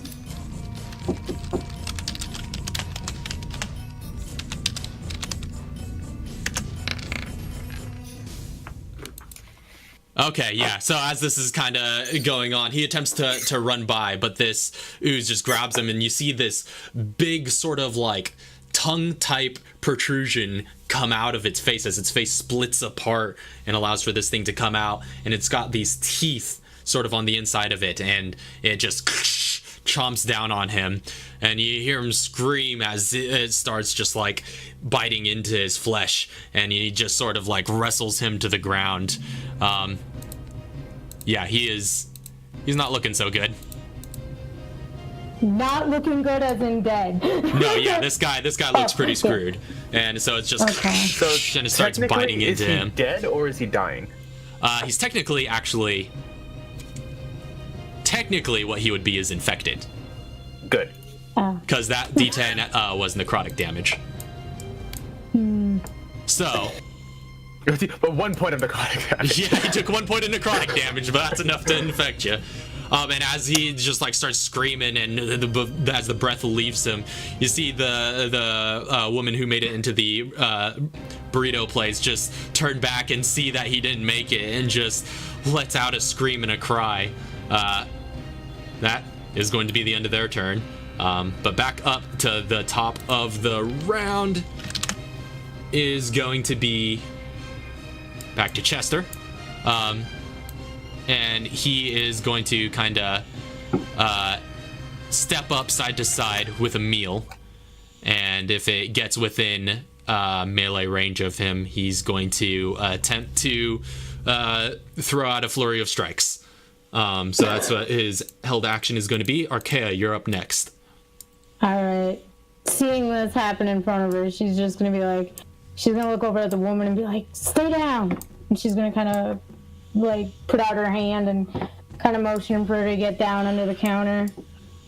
And she's going to literally go to town on this thing in front of her that's taken the life she wanted to protect. All right. Wait, so what are you attacking with? The staff. It's a little bit outside of your reach. Oh, is it? Yeah. Okay. You're 15 feet away from it currently. Oh, I'm not into. What is the range on that, by the way? Because it says reach, so I don't know reach if means 10 feet. That's... Okay, 10 feet. All right. All right, then I'm not gonna do that. Where First is it protected under in the rulebook? What was it? Never mind, hold on. I'll ask later. First, she's going to discourage the thing. Okay. We'll say, though, because you did roll for it, that you have to step forward to be able to do that. That's fine. So you're going to use your bonus action to discourage it? Yeah. She's just kind of screaming at it at this point. Okay. Unaudible. Just screaming. So it needs to make a wisdom saving throw. Yeah. It's a 16. Yeah, it passes. All right. So it just seems completely just concerned with chowing down on this individual that it has taken. Good. Cool. Now it's 5 feet, right? So she's gonna 10 takes. It's gonna take her 15 feet to get over the counter, right? Yes, it will. How much would All it right, let me take see. to get Actually, onto the to counter? get to vault, that'd be because you could. To vault it, it would cost a little bit extra because that's 10 feet between there. So it would take 25 Alright. feet of movement in total to get there. Okay, how much to get onto the counter? To get onto the counter, we'll say that's just because that would be where the climb is happening. So that'll be 15 feet just to get there. Okay. She's just gonna get onto the counter and kind of hunker down with her staff, and she's gonna kind of just wait for the thing to come at her. All right. So that's gonna be Archaea's turn. Yep. Next up is Aiden, and he is just going to be letting loose some more AR shots. He's gonna kind of reposition himself up here to make himself more imposing of a threat, and he's just gonna start unloading some more shots. That's a 15 to hit, which hits, and with the he's just gonna fire a few more, which is 19 as well. Yeah, so all hits, dealing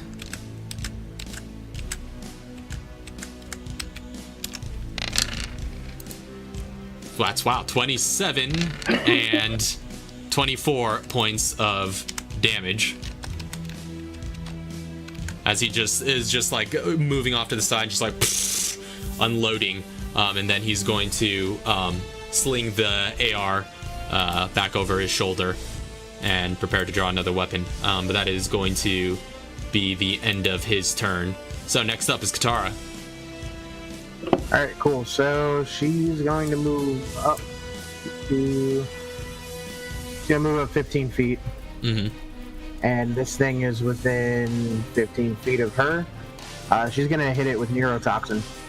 All right. So, what's the? And it's got to make an intelligence saving throw. Okay, intelligence DC, saving throw. 15. Intelligence saving throw against 15.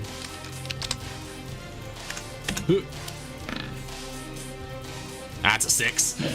So that Yep, fails. so this thing takes a D10 of cerebral real quick. Ooh. And then I wasn't sure. I don't think I add my intelligence to that, right? I think it has to be an attack roll, I believe. So this technically wasn't an attack roll. So yeah, you wouldn't be able to add your intelligence mod.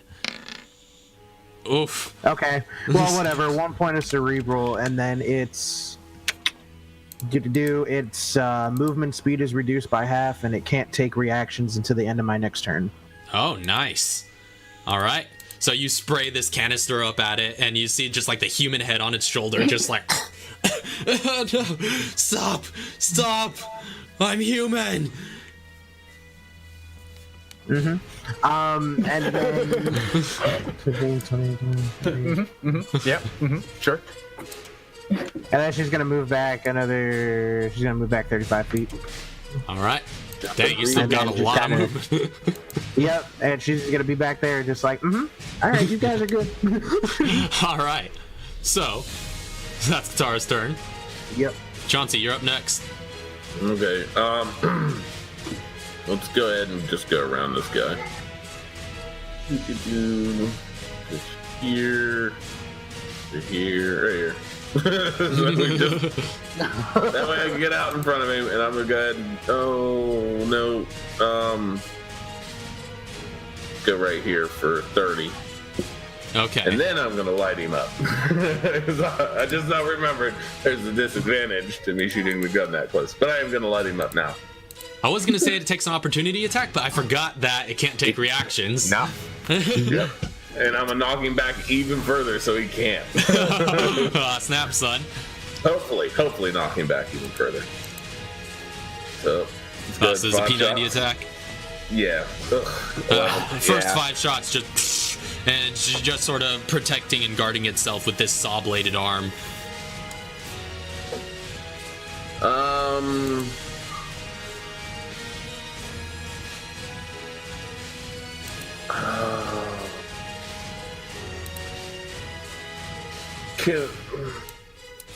Yeah. Let's go ahead and roll this again. All right, so another 5 shots. Yeah. There we go. Now, All right, hits. Can I add a trick shot to that as well? You can. Okay, so it can already roll against the stopping power, or can I not do that together? No, I don't think there's anything that stops you from doing both of those together, because the stopping power is from the weapon, and the trick shot is a separate mechanic. So I think, yeah, there's nothing really stopping you from doing both. Sweet. You just can't do more than one trick shot at the same time, I think, but... Right. All right, so it needs to make a strength save, was it? Yes. That's a natural one. That fails. That fails. So I'll say with that natural one, it gets knocked back an extra 5 feet. How much is it supposed to go back? 10. All right, so it gets knocked back 15 feet as you just unload the spray, and just like the impact of it just causes it to stumble backwards a good bit, and it doesn't catch itself until it runs into the counter. Okay, now for my trick shot, it needs to make a Constitution saving throw. All right.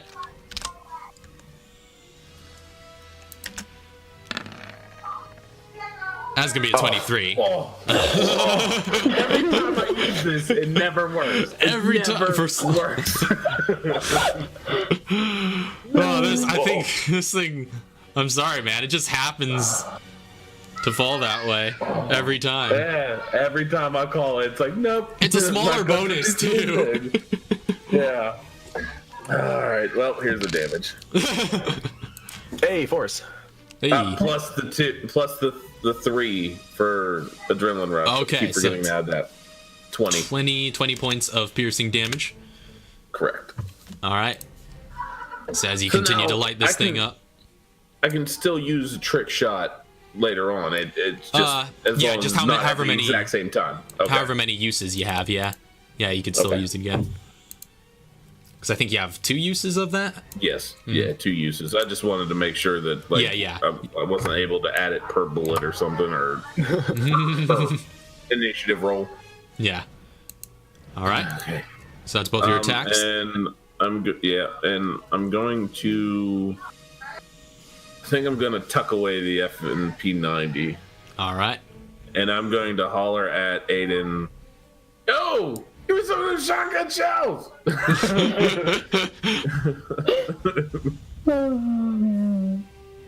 And that's where I'm going to end my turn. You can reply on his. All right. So that's You can reply to Chauncey's this turn. message.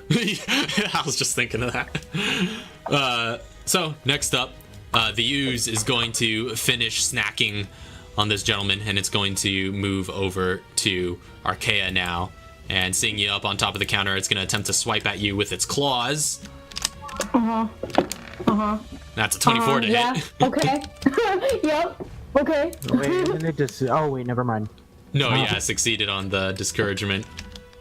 Yep.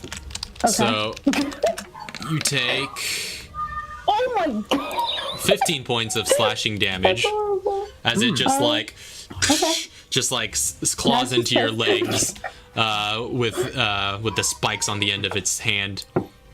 And that is going to end its turn there and just remain there. So next up is Emil. So when he was snacking on that dude, is he dead now? Yeah, he looks pretty dead. So he's not infected anymore. He's straight up dead. Well, technically, he is. So he would. Is he dying or is he dead? he is technically infected, but he seems to be unconscious. And that's about all you can I am not surmise. touching him. If he is not dead, I am touching him. Okay. Whoa. You can't really tell because this big waterwork is between you. So Yeah, okay. You just saw the ooze grab him and then he went down and then you haven't seen him since. Is all Emil knows. All right, I'm gonna get. Oops, was that 50? Oh, Accidentally left. I missed mean, it. it showed up as 50. That was 50. Okay, so I got 10 more feet to get there. Because it showed up on. Yeah. It showed up when you got. I think right here said 35, and then up there was 50. Yeah, I accidentally let go, so I'm doing the full dash up to the top. Just gonna stand next to this thing. Mm-hmm. Now can I check him to make sure he's is he like breathing? Make a quick medical check. Since you're in the midst of intense combat here. So to do it quickly it would require a check, but normally this is just something you'd be able to see. Oh!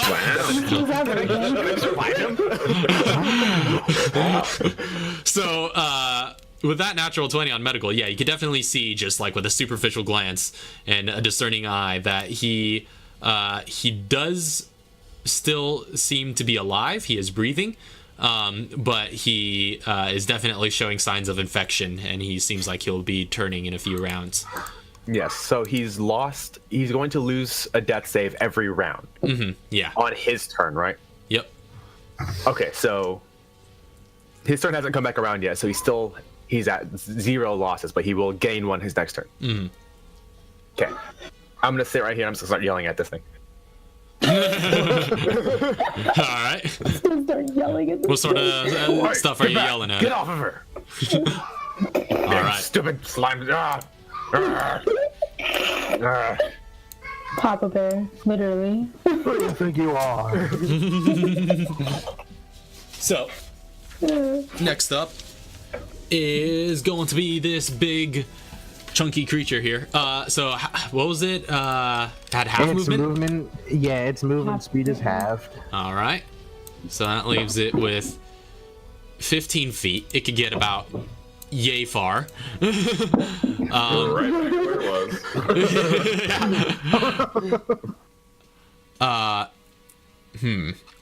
Let's find out the reach on this. I'm gonna start crying. Yeah. You see it just like this, just not the human head, but the creature-like head that's almost like a Venus flytrap that just opens up sideways with these gaping teeth. You see it just like, and it looks like it's about to huck something up, and it just like spits out right on the other side of you. I'm just gonna use one of these to mark it. What looks to be almost like this bear trap looking organic object just lobs over your head and lands behind you. And that is going to be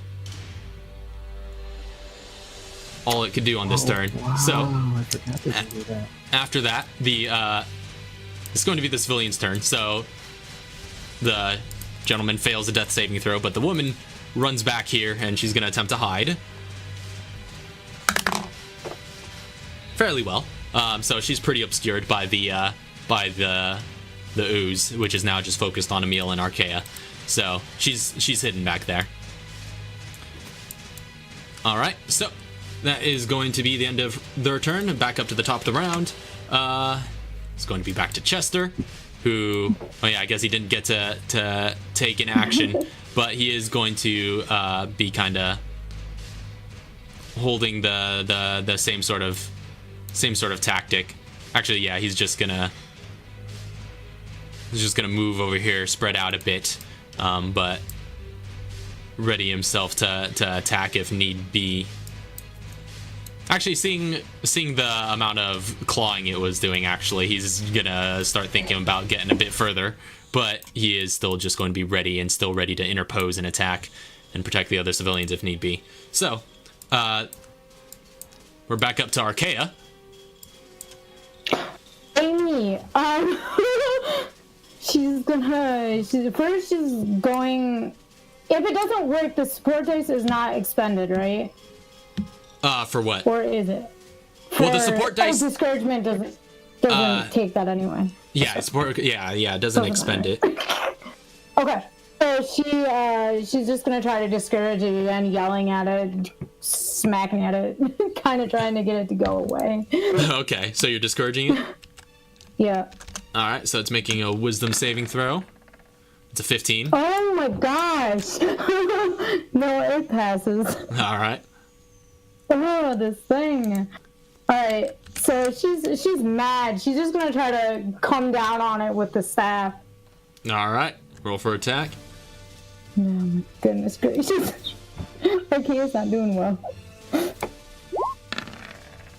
Oh my god! So you're just like swinging at it with this stick, but you are just not finding any purchase on its head as its sporadic movements are just sort of throwing you off.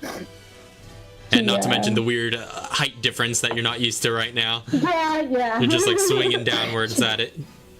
Alright, with that, she's gonna hop down, taking the opportunity. And she's... What? The opportunity attack has disadvantage since I'm next to her. Oh, that is true. She is protected. Wait! Yeah. Okay, cool. So... she's gonna hop down, she's gonna come over here. Oh, what the heck is that? So, it does still hit with a 24, but at least it's not a crit. Jesus. Yeah. You take 15 points of slashing damage. Guys, Arcade's not doing so hot. You're fine. I guess, Emil, as you're running by, you can see all... Ooh. This shell is just going like, ah! 3 hit points, by the way, guys. She makes it there, right? Yeah. Well, unless you're dying. No. So, Yeah. I was gonna say, like, would she be at dying here technically? Where she got hit? Yeah. The opportunity attack happens before the movement. Well, because then she's at danger. Oh, she is in danger, but she still has enough movement to get there, though. Okay. Yeah. So she just kind of falls in front of this woman. Yeah, you see her kind of hunkered behind this sort of central table and just like hiding there. All right, so is that going to be Archaea's turn? And she says, "Ow!" And then yes, that's it. All right. So next up is going to be Aiden, and seeing his daughter in danger over there, is just going to redirect his attention. And just starts. He's gonna be moving over there, and just runs over there, his shotgun in hand. He's just like, "Get down, Emil!" And as he brings up this shotgun, is gonna attempt to take a shot at the ooze. Step out of the way. I'm just gonna get out of the way. So that's a 22 hits. In fact, he's gonna put 2 shots at it. Yeah, which both hit. So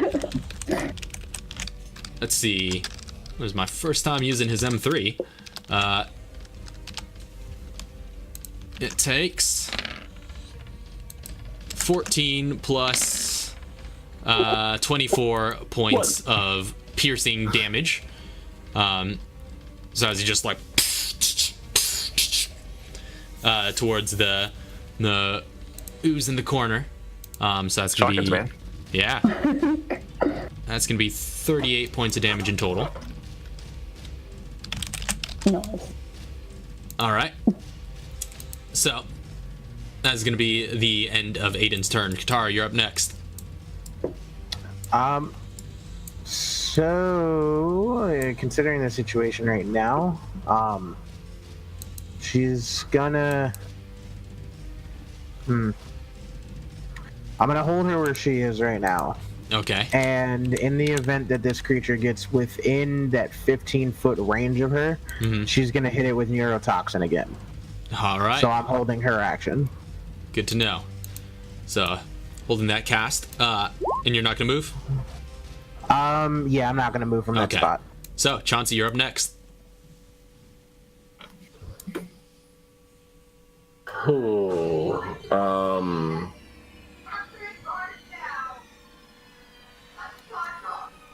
don't currently have any weapon out. If I do this to there, All that right. has no like area of effect, right? That thing he spit out. Not that you can tell. You just like skirt around it and just keep running. I'm gonna go ahead and pull out the assault rifle and just start tagging it with shots. Then, All right. Is this the AR-15? yes. All right. So, roll your attacks. Ooh. 12. 12 unfortunately doesn't hit. As you just like get down from range, sling it out, and just start firing, it manages to block most of the shots with its sawed arm, and its sporadic movements make it a little bit harder to target. Help. Go for broke. I'm gonna go Extremely ahead and add twitchy. headshot. Oh, Go ahead okay. and add headshot to this one as well. Nope. 13. That just barely hits. Yes. We found the minimum. That's all you needed. We found the minimum. Oh man. Whew. All right. Let's see what this does to your face. Small head, right? The poor head that's screaming help. Yeah, that's its sweep. So you're gonna just take aim at this human-looking head resting on its shoulder with this little twiggy arm coming out of it, and you just unload 2 shots into the poor guy. The sad thing is if I double these shots, if I max the shots, if I get max damage, it's insane. This is insane. Oh! No. That's still pretty insane. My bonus is what 2 dice roll max. That's true. Yeah, you could possibly double that. Oh, All right. 21 points of piercing damage. All right, so you Thanks unload to those these 2 dumb shots, just like, and you just see him just squirming up there, just like, no, stop. And it seems to have greatly hurt the hole. Could I add trick shot to this? Yeah, if you want to use your second trick shot use. It's gotta happen sooner or later. Go ahead, roll it. All right, so that's Constitution? Constitution. Yes. All right. Come on, weak sauce. Oh! yeah. I think that's the first time that's worked. It does work, gentlemen. It does. Because you shot him in the face. Yeah, that's why. Yeah, you shoot him in the freaking face. So what are you doing with that? That's he's stunned. Oh, is that Until the end. Yeah, what do you call it? limb shot. Limb shot. Yeah. Limb shot. When you hit the creature with a ranged weapon, you expend 1 trick shot. And you make a target shot against one of the creature's limbs. The target must succeed a Constitution saving throw, and/or be stunned until the end of your next turn. All right, so he is currently stunned. So as those bullets go into its shoulder person, you see it just like reel and then just collapse onto its knees, its face kind of looking downwards as it's just sort of stunned idly there. So, is that going to be Chauncey's turn? That's the end of my turn. But guys, I heard it bad. Lay damage. All right, so next up is going to be this ooze, who now being assailed by both Emil and Aiden. It took a fair bit of damage from Aiden, and also I guess it had some interaction with you because you're interfering with while Archaea was making her was just escape. like- Yeah, but though it still managed to hit blindly. Yeah, he's gonna go ahead and after taking all that damage, it's gotta attack Aiden here, which it does not succeed at, and just a swing and a miss as he just sort of backs away from it, dodging out of the range of its claw. So that is going to be its turn. Emil, you're up next. All right, so even though he's standing on the guy, Yeah, I can still access him, right, from underneath. yeah. Just like drag him out from underneath his freaking thing. I would like to cast Cleanse on him. Okay. So you're casting Cleanse. You pull out your medkit tools and just start doing some emergency operations. How does that work with infected again? Action: remove remove conditions, nullify disease for 6 hours, and delay infection for an hour. Okay, so he has another hour. Yeah, so he is still infected, but he is no longer. He doesn't lose any more stuff until an hour. Awesome. So I'll say, given that action as well as part of this, you could just move him to wherever is convenient. We'll say. Just want to move him up next to between me and Aiden. Like right there. Yeah. Okay. Yeah. So you drag him over there and just start going to work on him, and you manage to delay his infection, and you see the veins, which are kind of starting to crawl along his skin, just go stagnant in their path. All right, Aiden, I got this. Take care of that big thing. It looks like it's wounded. And he just kind of looks in either direction and prepares. So is that going to be Emil's turn? That's going to be Emil's turn. All right. Actually, as a free action, can I pull out my walkie and radio my people so I can get somebody over here?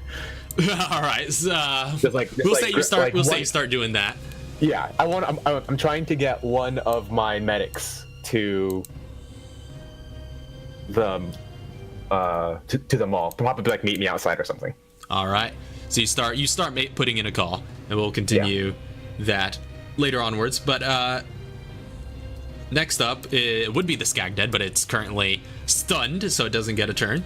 Then it would be the civilians, who are the civilian lady is the only one that's left there. She's just going to continue hiding.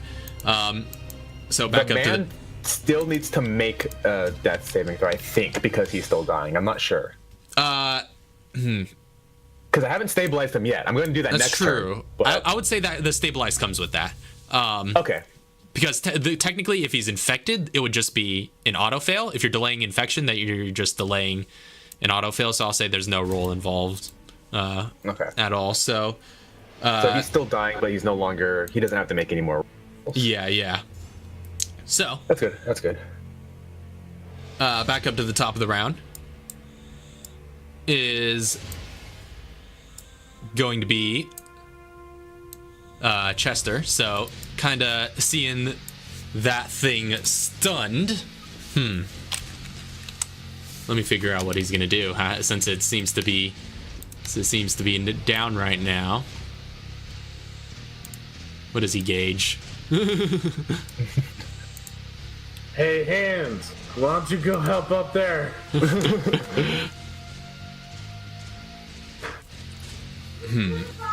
I got this. He is... Oh. Okay, yeah, he's actually gonna run up here really quick. And seeing it stunned, seeing an opening, and it's just like fighter mentality, just charges right in, and he's gonna do a flurry of unarmed strikes against it. First, he comes at it with a left hook, which hits. It has advantage, right? Oh, with advantage as well, yeah, just in case it crits. So, No. well, let me actually go ahead and roll the damage on that. So that's gonna be... Take my kill. This is one of those. You haven't done nothing until I put it down for you. This is one of those Chuck Norris jump hooks. Yeah. So he just punch it in the face. Yeah. He just runs up, jumps up and just hooks off to the side of its head. It does take 9 points of bludgeoning damage from that. And then with the second attack, he's gonna hit it with a right hook with advantage. Hits with a 15. Dealing a quick 10 points of bludgeoning damage. And with his final attack, he's just gonna try and just like he's just gonna try and just like flash kick it upwards, since its mouth is kind of looking downwards, and just backflips with a kick, and that is going to be 15 also to hit, which also hits. Advantage still. Oh yeah, with advantage. Ah, close, but Close enough. oopsies, that wasn't meant to be another roll. That was meant to be another 11 points of bludgeoning damage, as with that final hit, it sends its jaw just like crack upwards. And he's going to use forceful blow against it and knock it prone. It's all sorts of messed up. You're going down. Oh, Chauncey. And then Poor Bobby is bobblehead now. and he is going to use the last of his movement just to back up a bit and prepare to retreat. So that's going to be the end of Chester's turn. Next up is Arkea, if she is here. This poor thing is Hi, I'm slow, here. prone, and I'm hurting. So bad. Ow. God. How far can you move in danger? Half movement, Half. yeah. Half. Okay, so it's 15 feet. Oh God. She's gonna go up and kind of put her hands on the counter, kind of crawling up the counter, kind You're of. going the wrong direction. Help. Can't you get on the counter? She's not trying to get on the counter. She's just kind of putting her like arm up on the counter to kind of brace herself All right. so she can stand up. She's gonna, that was her movement. With her bonus action, she's gonna, oh boy. She's gonna encourage Emil, I guess. Could you try to get on the counter? Because I can reach you from this side. Oh! I mean, she can Well, try to get that's on the metagaming. counter. Oh, sorry. She doesn't know that. Can't reach you. No, I don't know that. Get out of here. You wouldn't know what my reach is. That's true. But, I also am mostly yelling at you to go the other direction. yeah, obviously. Yeah, that's Telling you true. to leave. But if you want healing, you're gonna want to get a little closer. Can she get that far, though? I don't think she can, because it would require an extra 10 feet of movement. Yeah. No. Well, she can dash. She can dash if she hasn't used her action. She hasn't used her action. She doesn't plan to either. She's gonna get on the counter, kind of laying on the counter. All right. And she's also going to encourage Emil with her bonus action. All right. She's gonna Emil. go, Emil, help! I got you. Also while on the walkie. Yeah. And that's the end of her turn. All right. Next up is going to be Aiden, who... Well, don't you all forget you have encouragement, because you people forget that all the time. Well, I used one, and then it didn't help me. One more talking about Aiden. All right, so he is going to now at this range, still with the shotty, gonna lay into it with some close range shots. Oh boy. This is the fun rolls, by the way. These are my favorite rolls to have. Yeah, which at this range, he's gonna go ahead and aim upwards and attempt to headshot it.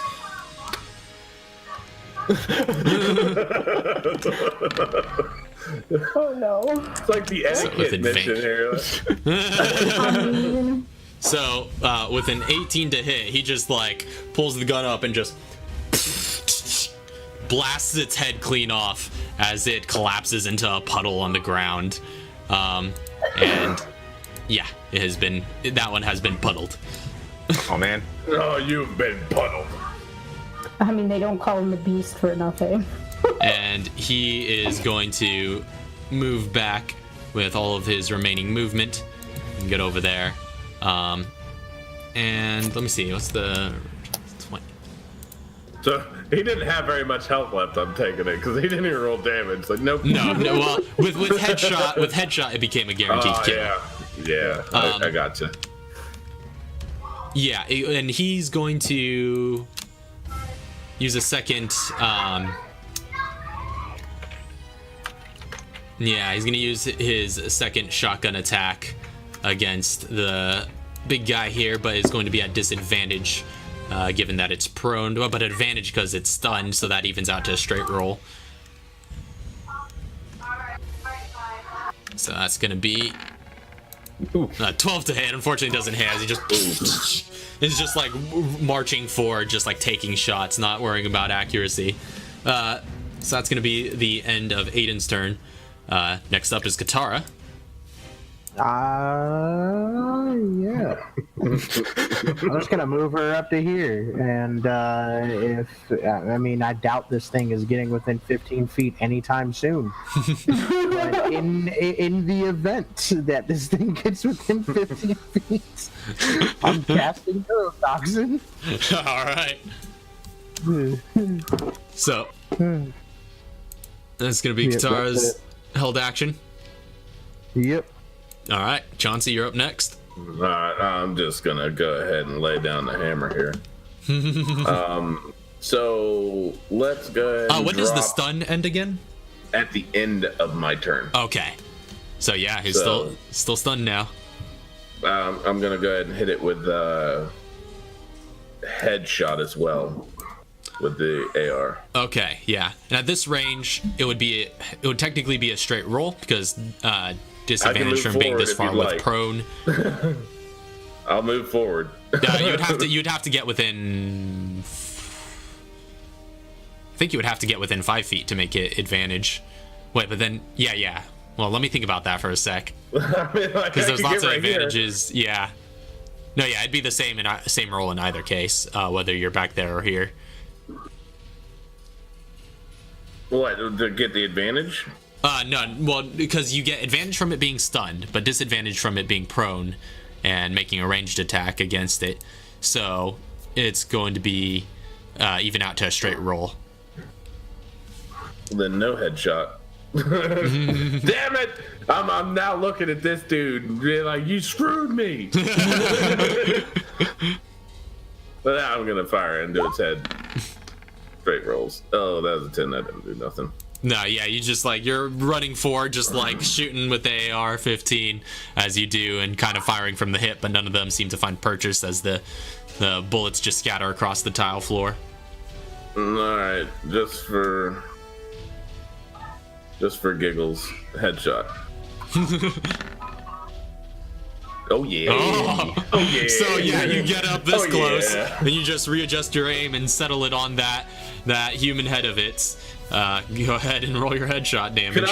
Could I be pointing the gun at it and looking at the guys? I'm just drilling it with the 2 shots.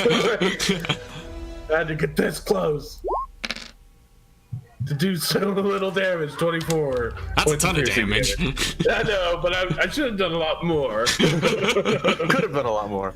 I did a single shot's worth of damage. All right. 24. It's pretty hardy. So, is that going to be the end of Chauncey's turn? I don't think there's much else he could do, actually.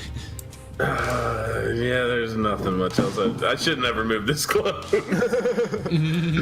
All right. So at the end of your turn, it's the stun fades, but it's still prone. At the top of its turn, it is going to stand from prone. And after having, well, it just took a lot of beating there, so it's gonna kind of move between the two of you. Yeah, it's gonna go ahead and make. It is going to go ahead and make a claw attack against Chester. So that is going to be, or rather, a saw attack. An 11 to hit, which doesn't hit. So as it just walks up and just brings this saw down, he was already in the process of backing up, and he just dodges nimbly out of the way. That's going to be the end of its turn. Back up to the top of the round is Chester. He's going to use his action to disengage, and he's going to start running. Could I have He's like, nope. put away my AR? I did forget to say that. Yeah, I'll allow it. Okay. I'll say you got that done during your turn. So he disengages and runs. That's going to be the end of Chester's turn. Okay, you're up next. Hey, stop that, Jake. Yeah, he just left my room. Yeah. Alright, I'm here. I'm sorry. I just hear him breathe. I think it's the greatest thing on earth. Yeah, he snores sometimes. Like wheeze in the background. Wheeze it. Aw. Wheeze it. She's just gonna kind of lay there. All right. Waiting. Is there anything she can do though? I don't think so. Hold on. One for everybody or just me? What? I can't hear a thing she's saying. No, she sounds fine to me. Oh, It sounds fun to me too. Turn her up. Okay, good. Alright, so she's gonna try to, since Aiden's already encouraged and so is Neil, she's gonna try to encourage Chester, I guess? All right. What? Well, she can't reach you. Get closer. Well, 60 feet, isn't that its range? That is the range, Is he in the range? Yep. Oh, cool. So she's gonna screw Chester. She's gonna try to encourage Chauncey. Do you say that out loud? I'm encouraged. Yeah, Screw Chester. yeah. She's just gonna try to yell to Chauncey. Chauncey, get him! Thank you. All right, Chauncey, you're Work encouraged. for me. So That's Archaea's turn. Yep. All right. Aiden's up next.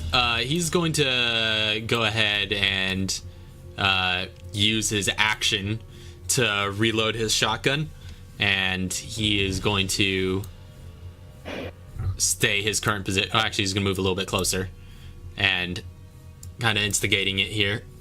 That's going to be the end of Aiden's turn. Next up is Katara. I'm moving up. Neurotoxin. All right. So that's another intelligence save for it. Yep.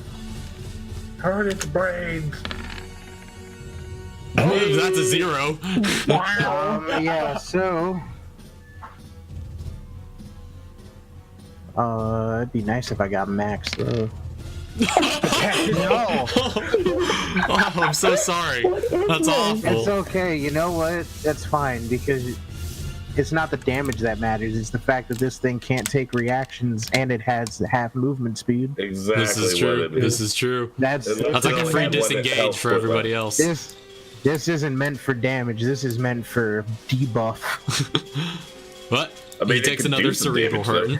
Yeah, it takes another cerebral hurting, and she's just gonna go. She's gonna just move back another 15, and that's about it. All right. Now, Chauncey, you are up. Okay. Pull out the shotgun, All right. and with my last round, I'm gonna headshot this thing in the face. Whatever I can do to headshot it in the face. All right. You just aim that shotgun right for that face in the shoulder. Nice. With advantage. You said that was headshot, right? Oh, So wait, that's headshot, technically yeah, only a I'm sorry, plus so minus 2. 5. Sorry. Still. Yeah. Still. Either way, roll again and So- see what you roll. Let me fix the dice here. There we go. Yeah. All right. So Well, it- either way, hits. Roll that It's still headshot hit. damage. Oh. And it's only Take one. one, It only nine. got one shotgun shell to the face. Oh yeah, like just one shot. 1, 2, 3. 1, 2, It's 3, beautiful. 4, 5, 6, 7. This will be the only time Chauncey ever just fires one shot. Boom. Oh! Weak sauce. Nice. 25. That should have hit a lot harder. But yes, 25 points of headshot damage. All right. So Chauncey, how do you want to do this? Oh, yes. Yeah. I'm just one hand pointed at Bobby's face and say, "Screw you, Bobby." So just like limping forward, holding your shotgun one-handed, you just press the shotgun up to that face in the corner as it turns to you, just in time to say your one-liner. And as you see the little human eyes in the corner go wide before you just blow the human just torso and head clean off of its shoulder, and a giant gush of blood starts spraying out of it like a fountain before the entire creature just collapses down to the ground. And it appears dead as it gradually begins dissolving into a puddle. And I'm gonna cast Cure Wound or Treat Wounds on Narkea. All right. Tier 2. You gain 22. That's good. Oof, That's good. that's a good I'm healing. okay with that. They got some 8s and 7s. So, let's see. 1, 2, 3. I think All it's right. mighty strong, guys. It hurt me bad. All right. We need The to get little out of here. like organic bear trap back here just like Melts. crumbles. I was All right. curious about touching it, but I was afraid I was going to get stuck in it. So I was trying to pick it up and throw it at it and see if it snared itself. I kind of wanted to throw a chair in it, see what happened. Oh, my body. You're fine. I know. I come up here all fine because it doesn't affect me any. It hurts. Stop whining. If that thing would have hit everybody, we'd all. Aiden, can you come here? Yeah, what is it?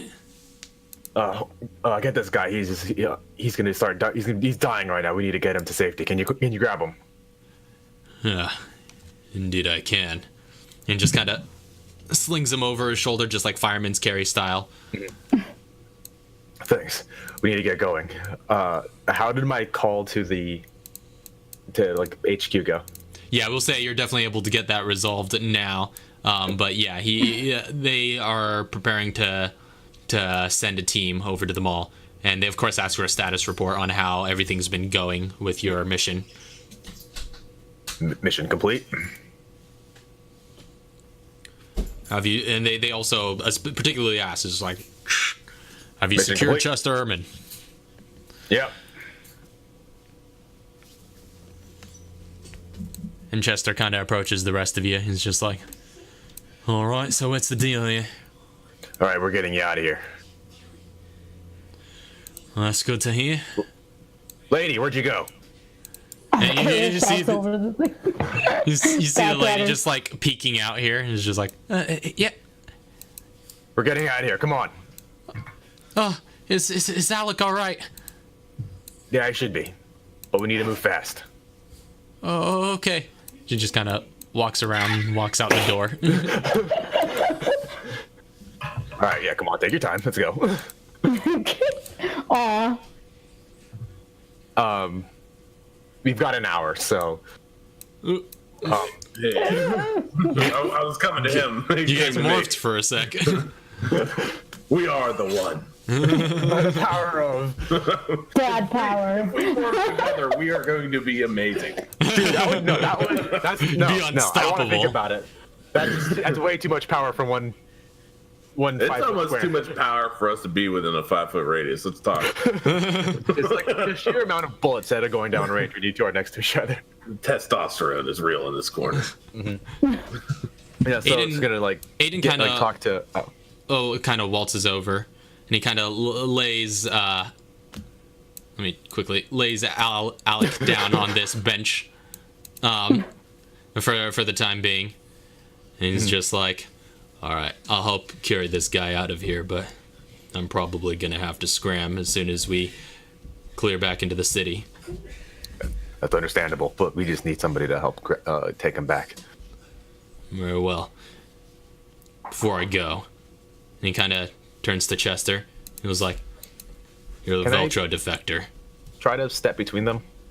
No, there's not enough space. You can try. You're gonna kind of interpose here. Yeah. Get out of my way, Emil. I'm just gonna ask a few questions. You can ask him from where you're at. Well, why don't you go ahead and start getting these guys out of here? I'll make sure that Aiden's okay with Chester. Chester, our job is to get you safely. Look at, or to get you out of here safely. Look at Aiden. That's our job. All right. I'm gonna grab the dude. The Alec. Yeah, that guy. Okay. That guy's just you carrying him now. The poor guy. So we'll just say he's joined with you. So Emil starts heading out then. Lady. And she just runs after you. All right, Arcane's gonna hop up on the counter and just sit there. Expect to see you guys in 5 Why minutes. don't you go ahead and help Emil out? I'm not leaving here without a few choice words. What words do you have to say to Chester? Not Chester. No, not Chester. Emil's Don't going. worry. He's taking the civilians out of I'm VIP sure area. your dads will be behind you shortly. I'll cover him so you can have an adult talk with an adult person. Arcane just rolls her eyes and looks at Aiden, and she gives him the most sternest look a child could give their father in her life. And she's like, hurt him and we're gonna have a problem. And she just walks off. Was that to Chauncey or to Aiden? Aiden. Okay. Or to Chester. Like She looked over at Aiden and gave him a stern look. Okay. And said, if you hurt him, we're going to have a problem. And she walks off. But she meant that for everybody in the room. So she, Katar's gonna look at Chauncey. Mind if I stay or you need me to go with him? You can go ahead. I trust Aiden. I'll make sure that nothing bad happens. Alright. While like everybody's talking and stuff, could I have like hit my little Bluetooth thing and asked Maya to start recording? All right. So, or start recording, you said? Yeah, just like record Okay. this. Yeah, Just, like, yeah. just hit And it yeah, say you've got like record this. that state of the art radio that you use to communicate with her that kind of has some monitoring to it. So yeah, you could use that as to sort of record everything that's going on here. And she's like, "All right, I'm patching through a recording, picking up everything now." And Aiden's just like, "All right, Chester, you used to work for Veltro." He's like, "Yeah, used to." And he's like, "Veltro, they were quite involved with the bioweapons community, were they not?" As you could say, yeah, I'd say so. They had contact with the Felicianos. And you see Chester kind of giving him a peculiar look, and he's like, "I need to know anything you can tell me about the Felicianos."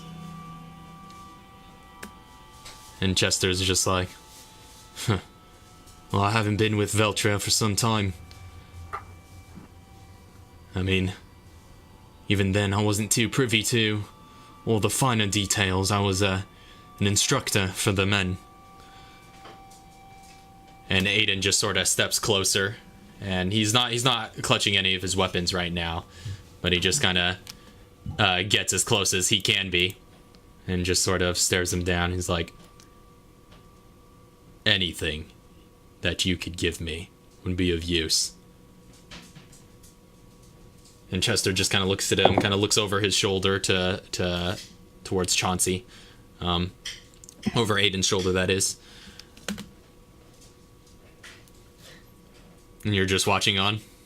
I'm just watching on. I'm listening, and I have my hand on the holster in case things go down, but I'm letting them have their talk. Like, All right. you give him everything he needs. And Aiden's just like, tell me, why are you defecting from Veltro? Why are you helping all these people here? Chester's just like, because it's the right thing to do. After what I did for them, being partially responsible for all this. Aiden nods, he's like, that's respectable. You see, if you could take vengeance on the people responsible for this, would you? Chester's like, it'd be hard not to if they were within my sights. Well, there are people in this world that have done some terrible things with bioweapons. And you seem to know just as well as I do that they deserve to die. So if you tell me what I need to know, only the people in the wrong will be hurt from this. Chester's just like, I don't know much. All I know is that our contact with the Felicianos went by a code name. I never saw him myself. I only knew what I heard from the others, the higher-ups. They called him the Serpent. Serpent. Yeah, that's right. I'm sorry, that's all I know. Nathan's just like, yeah, that's a start. Thank you. And he starts walking away. Can I, before he full on leaves, can I Stop him? just go ahead and in the midst of that conversation, could I just nudge my gun up against Chester's head, the rhino. All right. And because I want Aiden on the other side, looking, and then just now realizing that I'm now pointing the gun at his head. All right. And I'm gonna just tap him in the back of the head so he can turn and face the gun, and I'm gonna start questioning him. And Chester just his hands kind of go up, and he turns around slowly. Why did you defect? All the details are a long story. Nathan's just sort of stepping aside this way. He's just kind of watching this on. He's just like, what are you up to, Chauncey? And ignoring what he says, I'm gonna ask Chester, why was I sent here to make sure that you don't defect? Who wants you dead? What are you talking about? I'm here to kill you. Who wants you dead? I'll tell you what I know. Somebody, whoever sent you, wants me dead. And you say you work for the FBC, yeah? Yes. Huh. That might confirm some suspicions of mine. Give me your suspicions. So, I was a younger man. A vulnerable place in my life when Veltro found me. The streets of Birmingham. They kinda gave me I guess something of a purpose. I bought into it. The whole cult-like mentality, the brainwashing.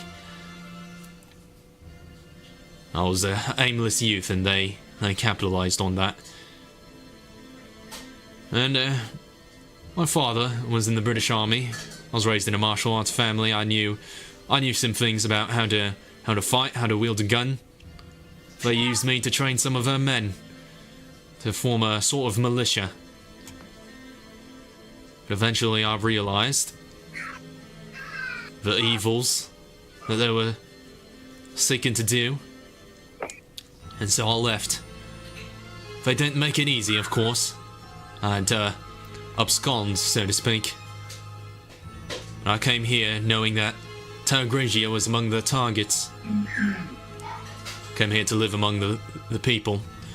In the event that they do one day attack this place, I'd be ready to help defend it. Of course, couldn't have imagined all this. You see, Veltro, they were, like I said, they were a cult. Nothing more than a small extremist militia.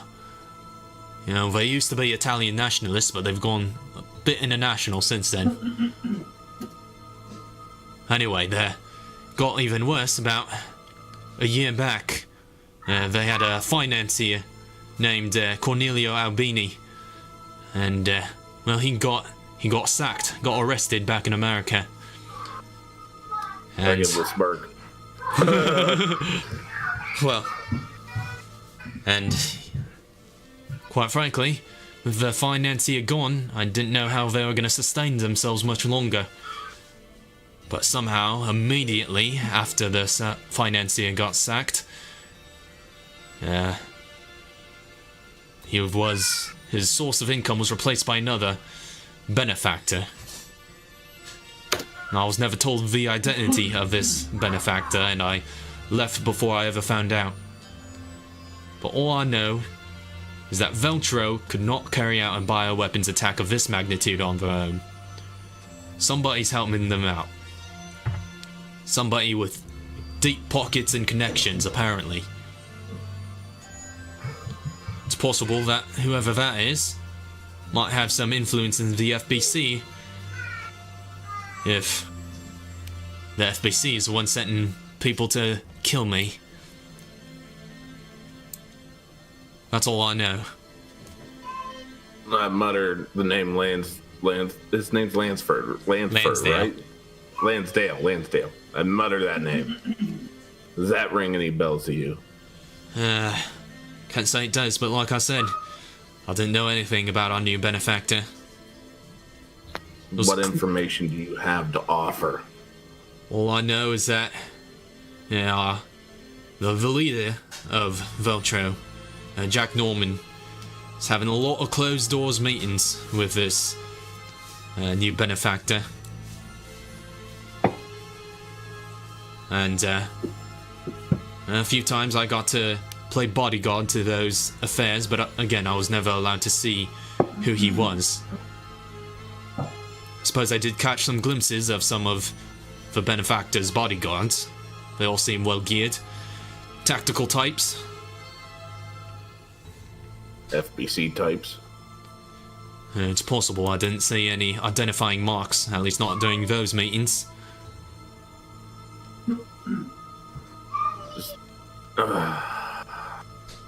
Telling you now, my job is to end you right here, right now.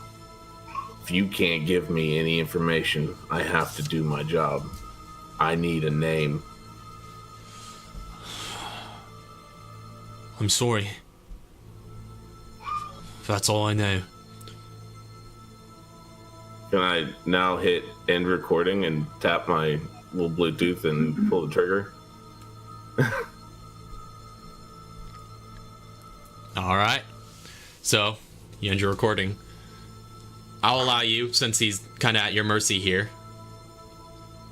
Make an attack roll with advantage. Sweet. It's probably gonna fail miserably, but can I? No, never mind. I'm just gonna say, can I roll headshot? Can if you like. Oh, I kind of want to, but it's a moment. It's a moment.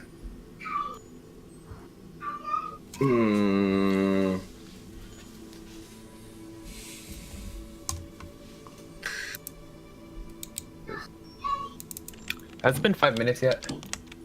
I'll say it's been some time. Yeah, probably close to 5 minutes or so. 21. You do still have advantage if you want to roll it. Oh yeah. I wish I would have said headshot too. 21. Either way, hits. I'll say go ahead and roll for damage. 12. Am I still considered adrenaline rushed? No, that would have worn off because Okay. enough Yeah, time's we gone haven't by. attacked, Yeah, and you yeah. haven't attacked or taken damage. Alright, so. Okay.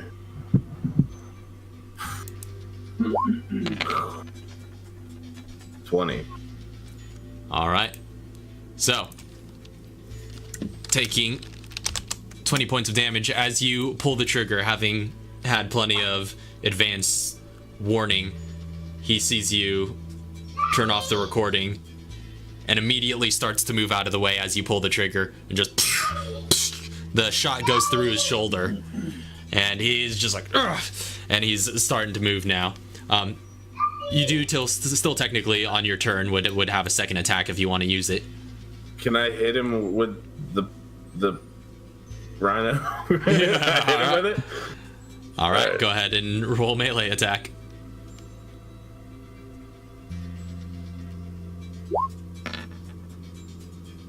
Hits. 20. And that one's only a D6. Yeah. I apologize for that. I'm sorry, I was trying to ignore it, but I can't. He's just yelling for me like crazy. Okay, so 6 points of. 6 points of damage. Now, So as can I Yeah. I can't offhand with my fist, can I? No, you cannot. You have to be Okay. wielding a sort of light weapon. But as the shot goes through and you just like whack him as he tries to run around you, he is going to go ahead and he's gonna get over here and he's just gonna kind of like throw like a sort of roundhouse kick to your gut.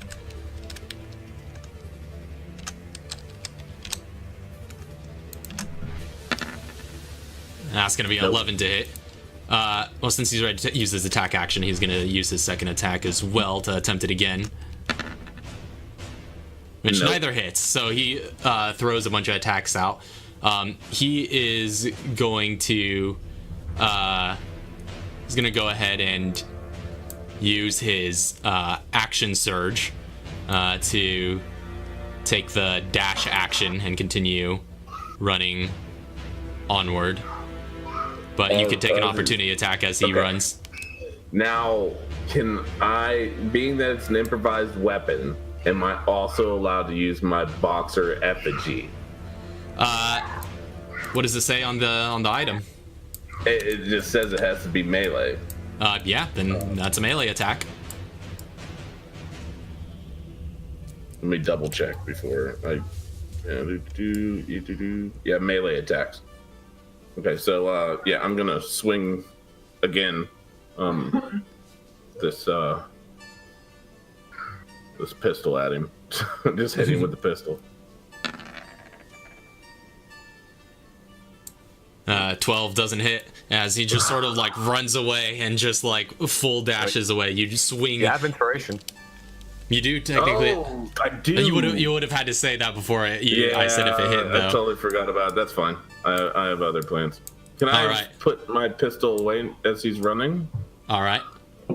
and draw on my AR? Okay, you could draw your AR. You could do a full turn at this point. Okay. Yeah, I'll do the AR and I'll just go ahead and start sending shots at him. All right. I'm gonna follow him though first. So here, and then yes, I'm going to go ahead and shoot him, but I'm going to do headshot on this one. 2 shot. 19 hits. No. I was not expecting that to hit. I was not expecting that to hit. Yep, 2 shots. Yay. That is. Oh well, no. Sorry, I said headshot. So that is minus. Oh wait, No, no, that is never mind. already with all the minuses, yeah. I'm sorry. Yeah. Okay, so now it's 13. Hit. Man, I missed that. That Adrenaline rush damage. 26. 26.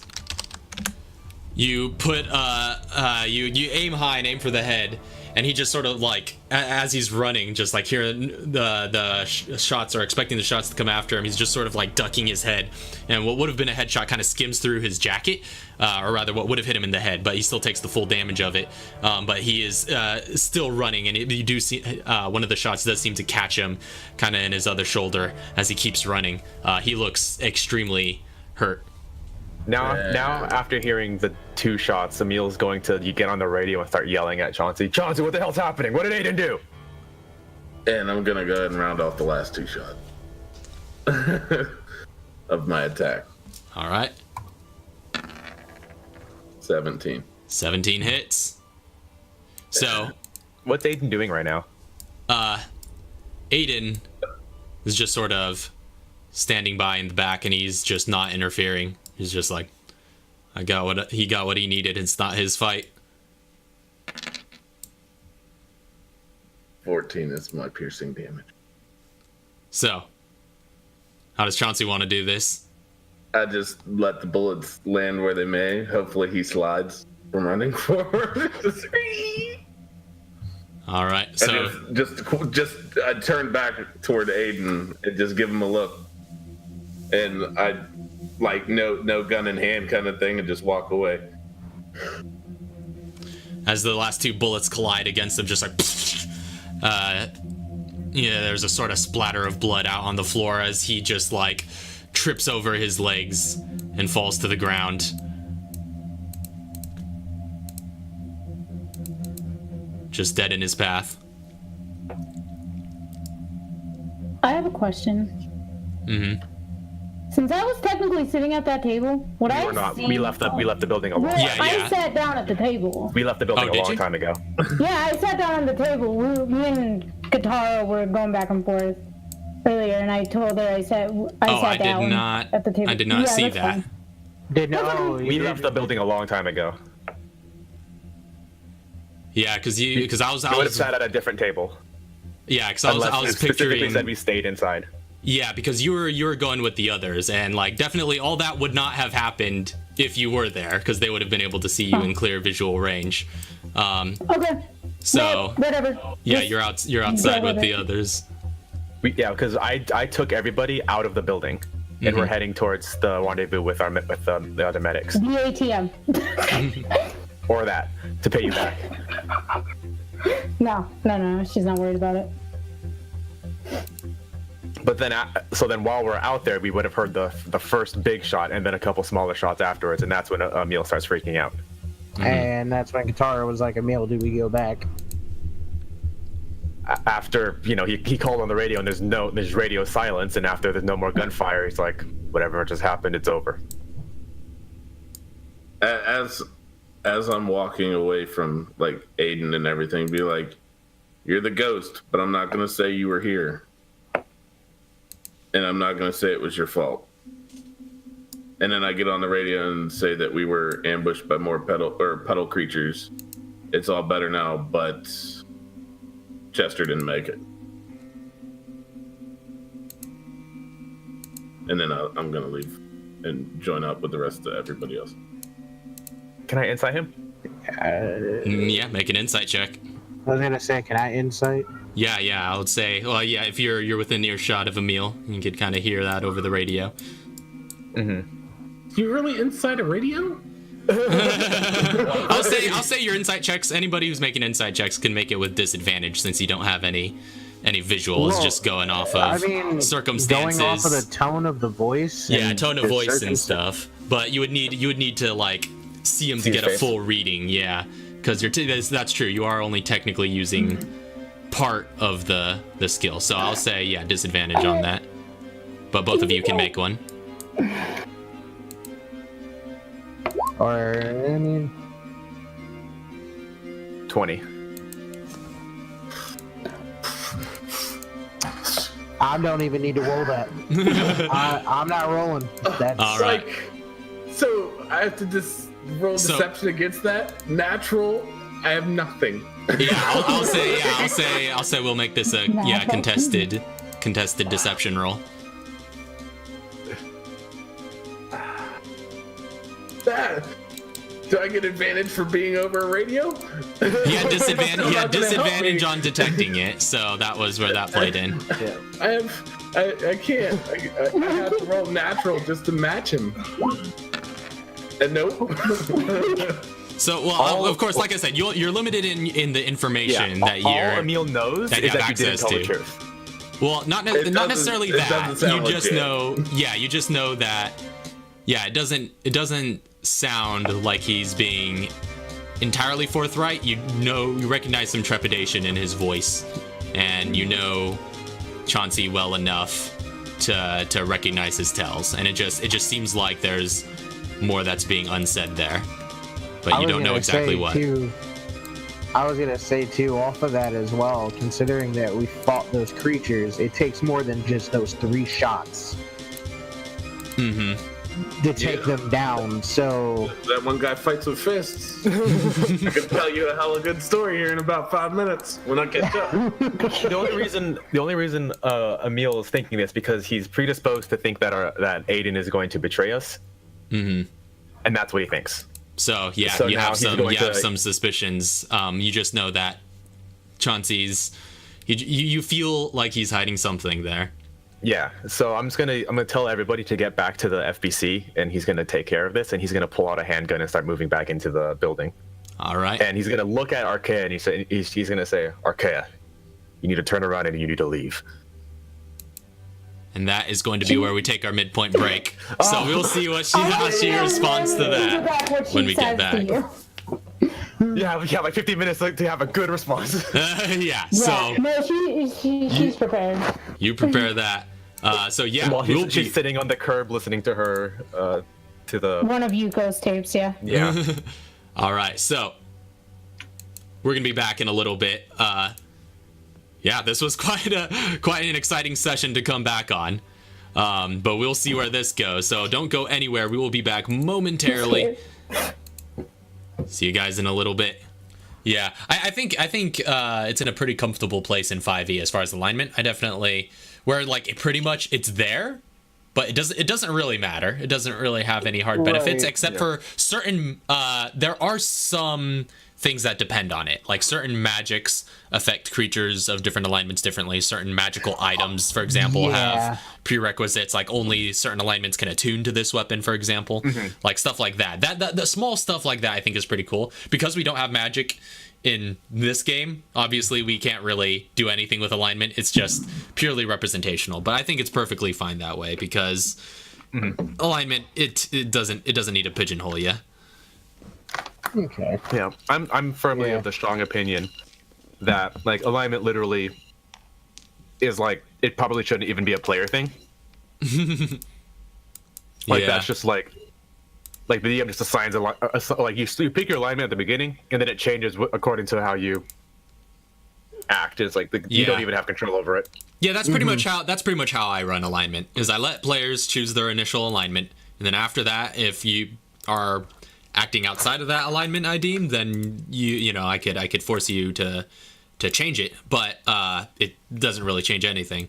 Like I said, the alignment should reflect the role play, not the other way around. That's my motto. Right. So that being said, that was alignment talk. Yeah, that was the Resident Evil crew. Yeah, that's our little philosophy of design discussion today. So speaking of changing alignments, oh boy, are we ready to get back into things? No, I'm scared. I honestly don't think. Yeah, I'm with Lisa. I don't think anyone's ready. All right. Yeah, go ahead. I'm gonna go get my food. Yeah. I know you've got to get your food, but we'll let this roll. I was gonna ask Katara to come with. Do you want to? Because if you're gonna be gone, do you want to just like be with the group, or like the people, the other civilians? Oh. Well, I kind of wanted to see what was gonna happen. Fair enough. So I'm not that hungry, so I can do this right now, and then I can eat after the game. Oh man. Well, I mean, in either case, what's Katara gonna be doing? Go with a meal. All right, so you're sticking with a meal. Wait, what's Emil doing? Emil's heading back into the Checking building. out the gunshots. So, Headed back to the building with a pistol. getting back into things here. We left off on quite a cliffhanger. Emil's on his way back into the building. Chauncey, just really quick, what is Chauncey up to? As he left the area and said to Aiden, you're a ghost. I'm not gonna say that you did it, but just kind of like walk away. Like I'd just disappear if I were you. In other words, is what I'm saying. Yeah, and he does kind of disappear, and just like you see him like slide out into the shadows, and that was the last you saw of him. And then I'm just gonna start going down the hall as I go over the radio and say, hey, we had some more puddlers show up, and Chester didn't make it. And if they're gonna say back that they're coming in, I'll be backing down that hallway and shooting a couple shots and be like, just run. As I'm coming down the hallway. All right.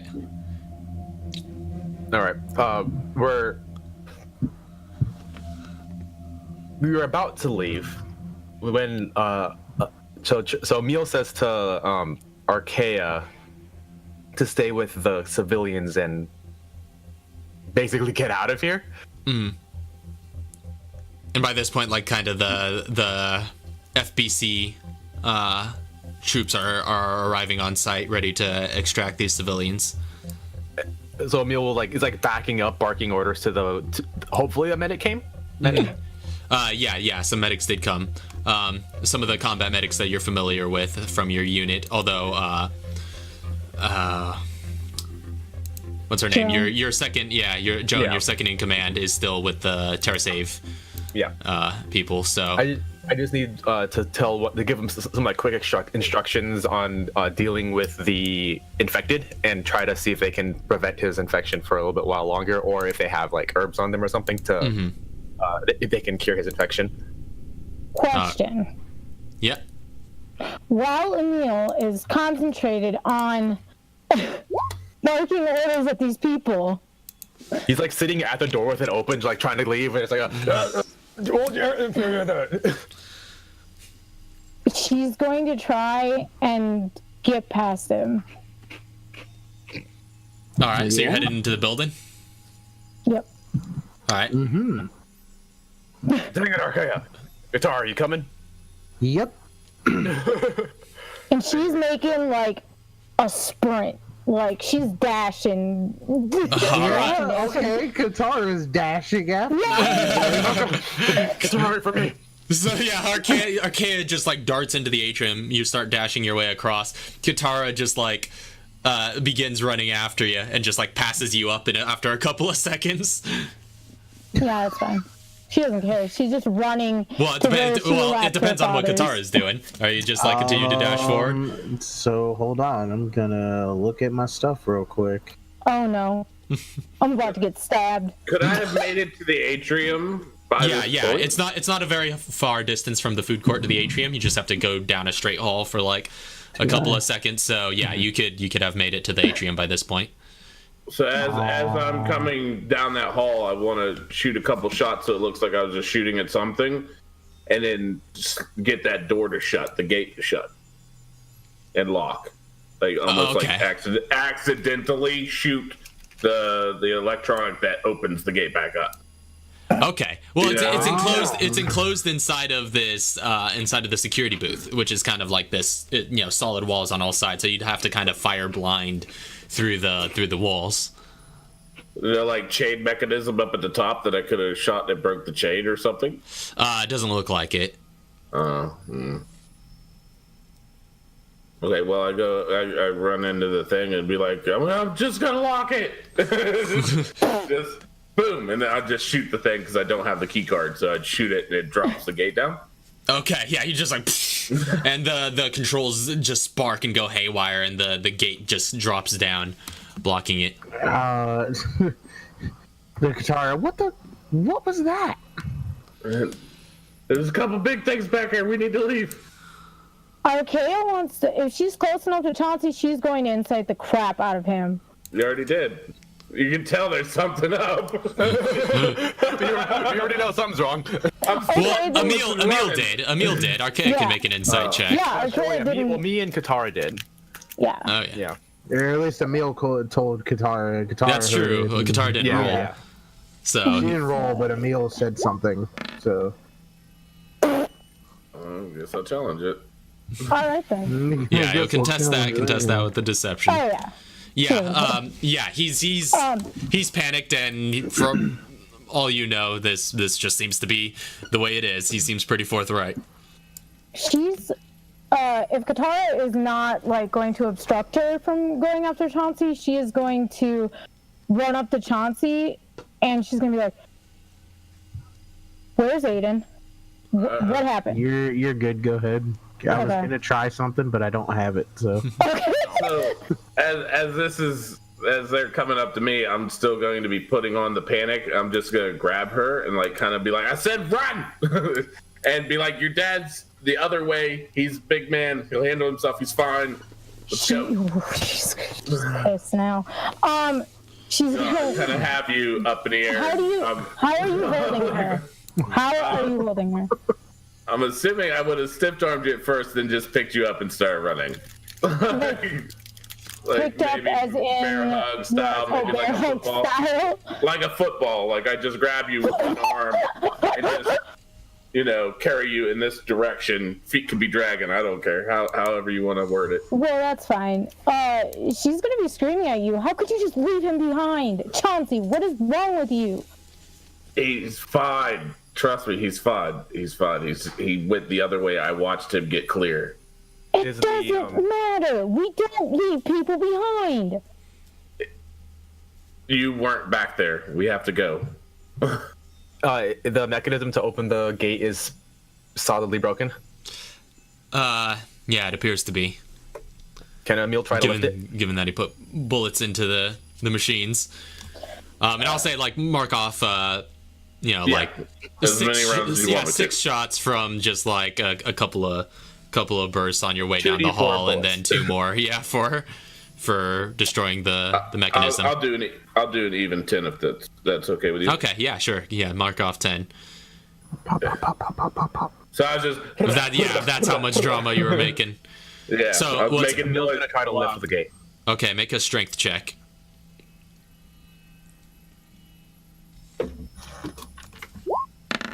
Nope. Yeah, you start to try and lift it, but it's just like your strength fails you, and it is solidly shut. And it's just heavy metal. Can't get it up. And our is Who's just back there, Emil? heavy in We need Chauncey's to hands. leave. Okay, well, what all was just said? I'll let Chauncey go first. Go ahead, Dodd. I'm just telling Emil, there's no reason we need to leave. And I'm just ushering people out of the way. Like, let's get going. Like, trust me, it's bad.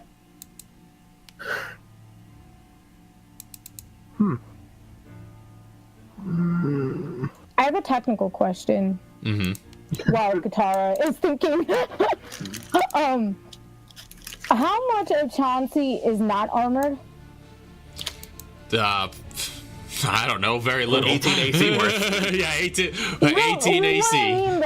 What I mean by that is there like somewhere she can like determine where she could like hit him to try to make him let her go?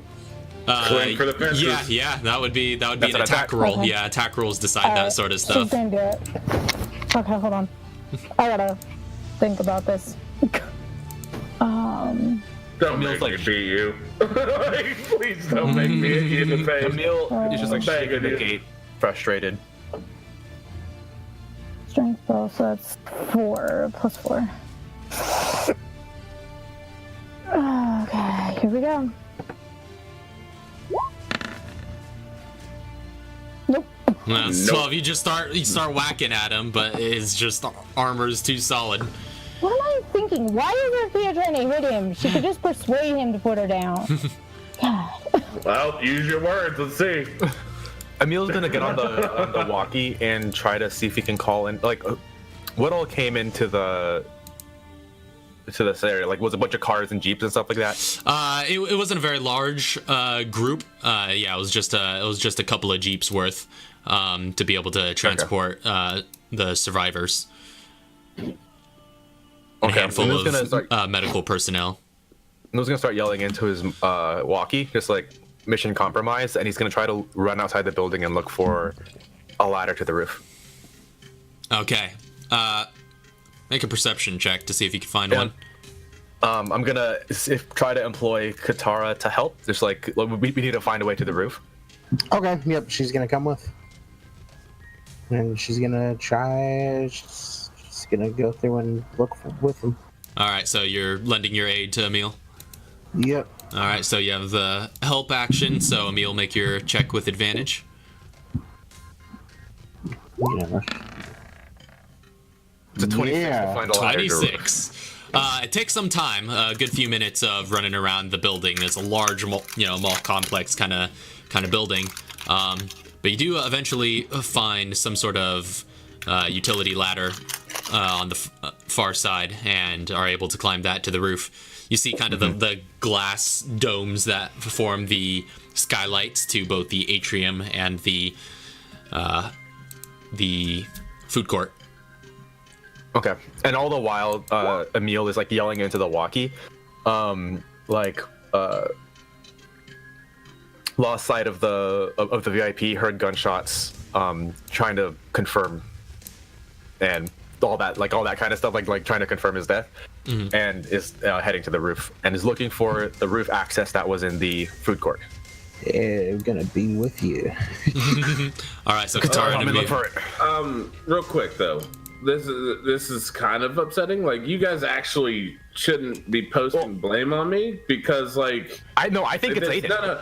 No, I know, but I'm reading. It's like, what the hell have I done? I didn't do anything. You guys didn't actually know what's going on besides gunshots.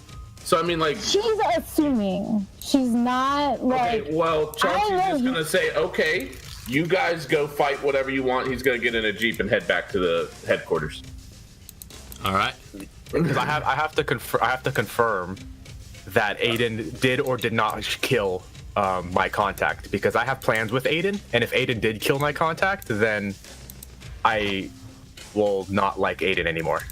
So you still wouldn't be able to tell. Aiden's gone as well. I don't know that. I know that Emil doesn't know that. Yeah, Emil doesn't know that saying. Aiden is gone. So But are you? Aaron just told Arkea that he went the other way. He's safe. He's gone. And I don't trust a lot of stuff what's happening right now. Okay. I didn't see Aiden leave, and I didn't see my contact leave. And you said that the contact died died in the fight. In the fight, and I'm going to go check if there's bullet holes, and if there is bullet holes, I'm going to assume Aiden killed him. But you're going on the assumption that I'm lying about the big things that are in there. I said there's some big things that we couldn't fight. We left. Yes. Okay. Well, Chauncey's just gonna head like as if he's seen some big shit. He's out the door. He's gone, heading toward the FBC command place. All right. Well, yeah. The drivers of the jeeps, just like as they enter and they see him, they're just like, "Sir, should we wait for the others?" Nope. They wanna investigate. Let them investigate. I have other business to tend to. Well, we should at least leave behind one of our transports, I think, perhaps. Yeah. Give them a way to get back, but we need to get back to HQ. This is getting bad. Yes, sir. And one of the jeeps takes off with you, getting back to the central building. Now, So- quick question though. Is my team available here? Yeah, they are. Can I radio to them and tell them to meet me at headquarters? Yeah. Okay. And yeah, those that aren't out on assignment are currently stationed at the headquarters. So Okay. That's where the bulk of them would be. So you ask them to kind of like meet up there and be ready to meet you. Yeah, like I actually use Maya. I say, Maya, get in contact with Scalvo and the group. And Maya's just kind of rebuts back. She's like, Chauncey, what's going on? Just Just tell them to be ready for my arrival. I mean, And then I have a lot. I'm gonna need you in a little bit, but at the moment I don't. Chauncey, what happened to Chester? He's dead. He didn't make it. I got you as much intel as I could, but he didn't make it after that. I mean, I'm watching through on the recording. What were you doing?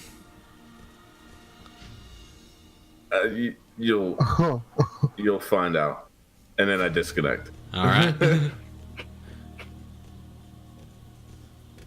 So, Emil, there doesn't seem to be any rooftop access on the heading into the building that you could find along the rooftop, outside of these sort of glass skylight domes. Well, you said there was a the Chester said there was a rooftop access from the food court. Oh, sorry, that was rooftops of the restaurants, the stores, but not the rooftop of the greater like mall complex. So that chamber had a really high ceiling, and so the stores just had like their own ceilings within that chamber, and so you could get up on top of those stores, but you couldn't. But you're still indoors at that point. Well, I guess knowing that, probably wouldn't have gone to look for the rooftop access to get in.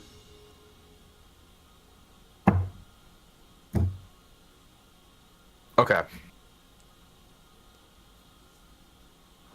I guess after frustratedly looking around for another entrance into the mall, eventually would come back to the group.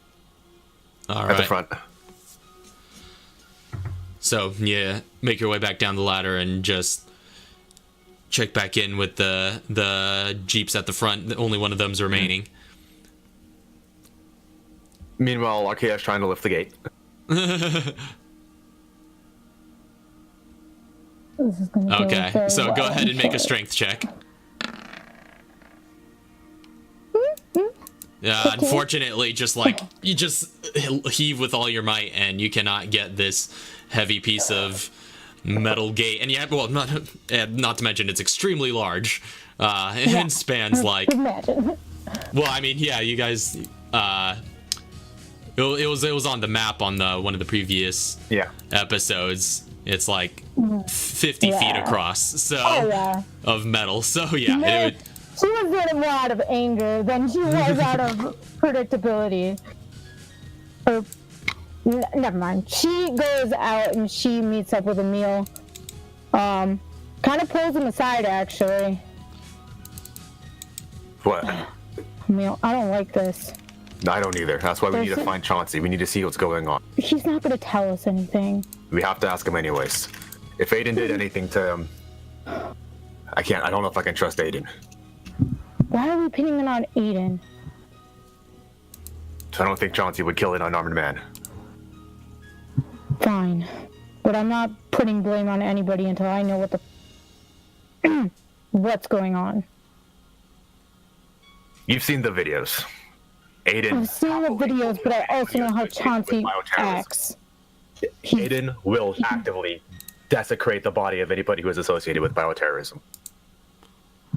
So will Chauncey. Why do you say that? I've never known Chauncey to fire upon anybody who didn't deserve it.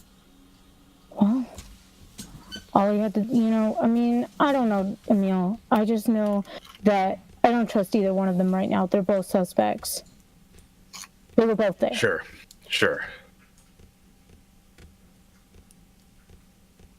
I don't trust either one of them right now. Sure. Is there was one transport left?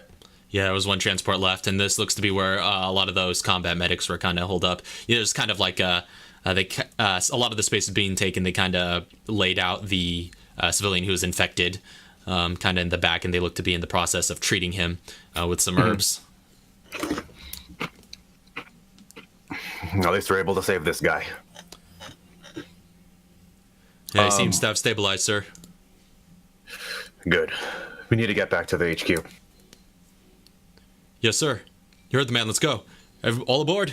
And they make sure one last check to see into the back of an ambulance. If all you guys are on. So everybody gets loaded onto that Jeep and it drives back through the city, heading back to the central headquarters, the tower standing tall at the center of the city where the FBC has made its base of operations.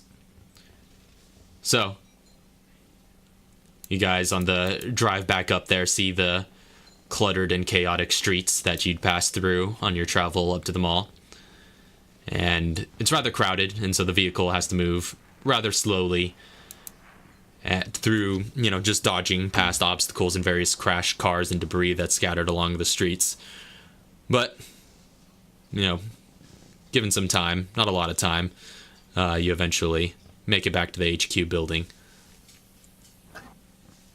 Now, Chauncey, you would have arrived a good few minutes ahead of time. Is there anything you're doing in the interim? I've made my way up to the base of operations. Mm-hmm. Do I see specific people standing around, certain people doing certain things in this base of operations? Has my group showed up, things like that? You head back into the sort of operations room that you were in previously, where you met everybody else. It looks quite crowded. Again, a lot of busybody agents. Last you saw, Scalvo, who is kind of one of the guys in your corner, was hanging out in the side room with the kind of barracks area or the area that leads off to the barracks and the armory and the med room and stuff like that. Okay. Do I see Lansdale? Yeah, Lansdale looks to be kind of standing tall at the front of the room, hands clasped behind his back, just watching over all the activity. Can I kind of get his attention without making it too blunt that I need his attention, and then point toward a door to go into? Maybe have him meet me there. Okay, yeah, you signal him, and he nods to you, seeing your return and being expectantly waiting for you. You can take him back out into the hall, and then that he'd spoken with you in previously. As I'm doing that, whenever he turns to look towards doors, anybody that's part of my group that knew to be there, can I give them some kind of sign to be like, hey, post up on this door? Okay. Well, it's not really a door. There's not a whole lot of spaces. Or a side area. Yeah, just because you guys kind of keep eyes. Yeah. Okay, yeah, because you have to. Yeah, there's the main operations room. You step out from that onto the balcony of the lobby, and then going along that, there's another hall you could duck into, and that's where you guys met privately previously. It's separate from the operations room, and pretty much everybody else is in the operations room. So what I want is set up as I'm meeting with him privately, and the only people between me and him privately speaking and the rest of the people are my people. Okay. So you start gathering people. Yeah. Scalvo kind of comes over to you. He's just like, "What's up, Clancy?" Just watch my back. All right. And then make sure everybody. Make sure the whole group watches my back. I'm not gonna do nothing too crazy, but I may need escort. Understood. And he kind of rounds up the other soldiers of his unit and kind of goes out of the operations room with you. And can I click through to Maya and just say record this, and then again, just I don't need confirmation, just hit it and just say record this, and that she almost gets the point now to just okay. Yeah, she's like, all right, I'm recording what's coming through, but I expect to get some answers after this. And then she goes through, and as you lead with Lansdale, can I as I'm leading Lansdale, can I situational awareness to see if he has any hidden weapons on him? Perception check with advantage. Yes. He stabs you. I'm not afraid of a knife. I'm not afraid of anything. But don't even need it. I just wanted to see how bad it could be, and it was the worst. Wow. Nat 20, all right. All right, that one out the way, too. Yeah. So, Yeah, you give him a once-over. He looks to be packing some sort of compact handgun in a waist holster, just to be safe since he's in the middle of a war zone, but not much beyond that. He's kind of, dressed formally in a suit and all that, so... Okay, so I'm gonna get, like, real close to him, like, leading him down that hall and just get close to him. Can I, knowing where that's at, can I reach for it and grab it and just toss it on the ground? Yeah, I would say so. And he's not a very, or I would say, make a, because if he sees you reaching for his gun, he's obviously going to react. But I'll say make okay. Can I reword this? Can I pull out my rhino and point it at him and grab his pistol at the same time, just like, hey, and then just like grab it and toss it to the ground? Okay, and so you're attempting to disarm him. Yes, attempting to disarm him. All right. He's a pretty frail old man, so he can't resist you necessarily physically. So this is going to be a quick initiative check just to see if you can act before he acts. Okay. Oh hell no! Oh no! 20 was right there. That 20 was right there. All right. But I'm never. Oh wait, no, I burned it. So as he kind of turns to you and is about to you guys kind of head down the hall. Your unit standing guard kind of at the mouth of the hall, just out at earshot of you guys, and out of view. But they have their orders to sort of stand guard, and they don't seem to be paying you any mind. As soon as you get Lansdale separated, you kind of just before he's turning around, you kind of take the element of surprise and reach for his gun, and you're able to he attempts to react and attempts to get away, but you're just able to yank it out of his holster and pull it away as you pull your rhino up. Okay, and I'm just gonna start screaming at him. I'm not gonna hurt him in any way, but I am going to intimidate the crap out of him. All right, so how are you doing? I'm gonna start off.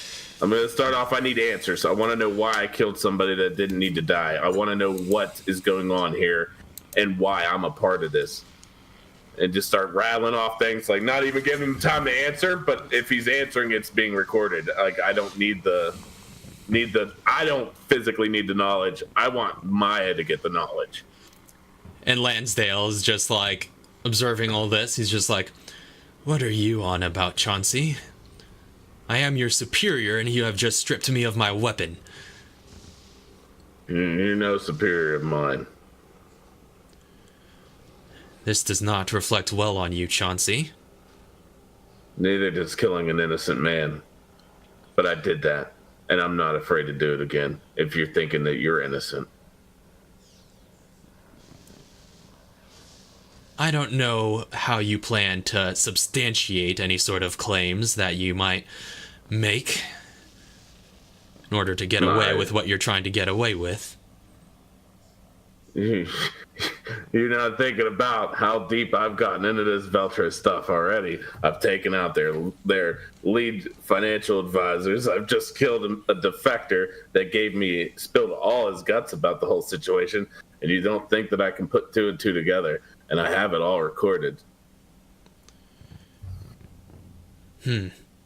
Well, it seems you may have been misled in some assumptions you're making. I don't get misled. But if you think you're going to get away with this, you go ahead and try. But I'm out of here. And I kick his gun off of the balcony. You don't know what you're getting into, Chauncey? Tell me what I'm getting into. You think I can't figure this out on my own? I've done it so long. I'm not afraid to meet up with the big bad guys. Like I said, you seem to be mistaken about the circumstances here. All I'm saying is you should tread carefully. I am the director of the FBC, after all. But one thing's for sure, this sort of behavior cannot be tolerated. So one way or another, your career here is over. But I'll just have you know now that I sent you out for a mission. And it seems you were in the position to accomplish that mission. And it seems you made the choice of your own accord to kill that man.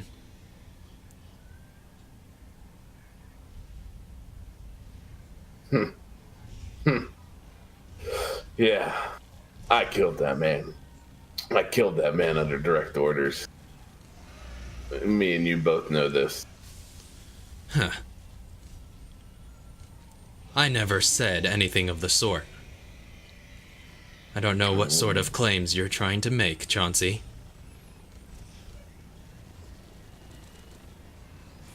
Can I hit him across the face with my gun?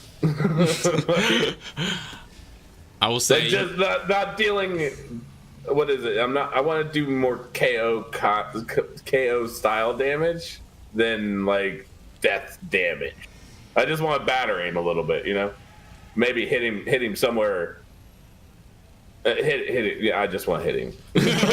Like, make an attack roll. I'll say, okay. yeah, it'll be non-lethal damage if it hits, but you still make an attack. That's what I was leaning for.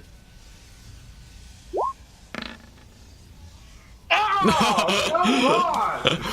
Wow. So you attempt to like swing and just like pistol whip him with your magnum, but he just like backs out of the way and you stumble forward. It just in your frenzy of passion, you just kind of stumble forward, knock over just like a fake fern just kind of sitting off to the side, and the guards, the agents at the front of the hall, kind of hearing the ruckus, kind of look back. Scalvo kind of pats them on the shoulder and he's just like, "Hey, eyes forward." But he kind of leans back. He's like, "Hey, is everything all right back there, sirs?"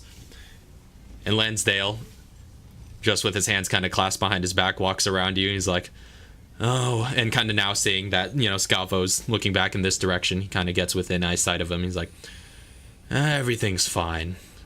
Seems Chauncey just had a little bit of steam to blow off after his assignment. But that's quite all right. We're done here." And he walks back out towards the soldiers that you had stationed at the base of the hallway, and they allow him through, being their highest superior as well. And he returns to the operations room. And at this point, the rest of you kind of enter in through the front door. You see Lansdale at the top of the balcony in the lobby, just heading back into the operations room, trailed by a couple of FBC agents. Like during the ride here, we would have talked with everybody, like trying to get what they all think about what just happened. Mm-hmm.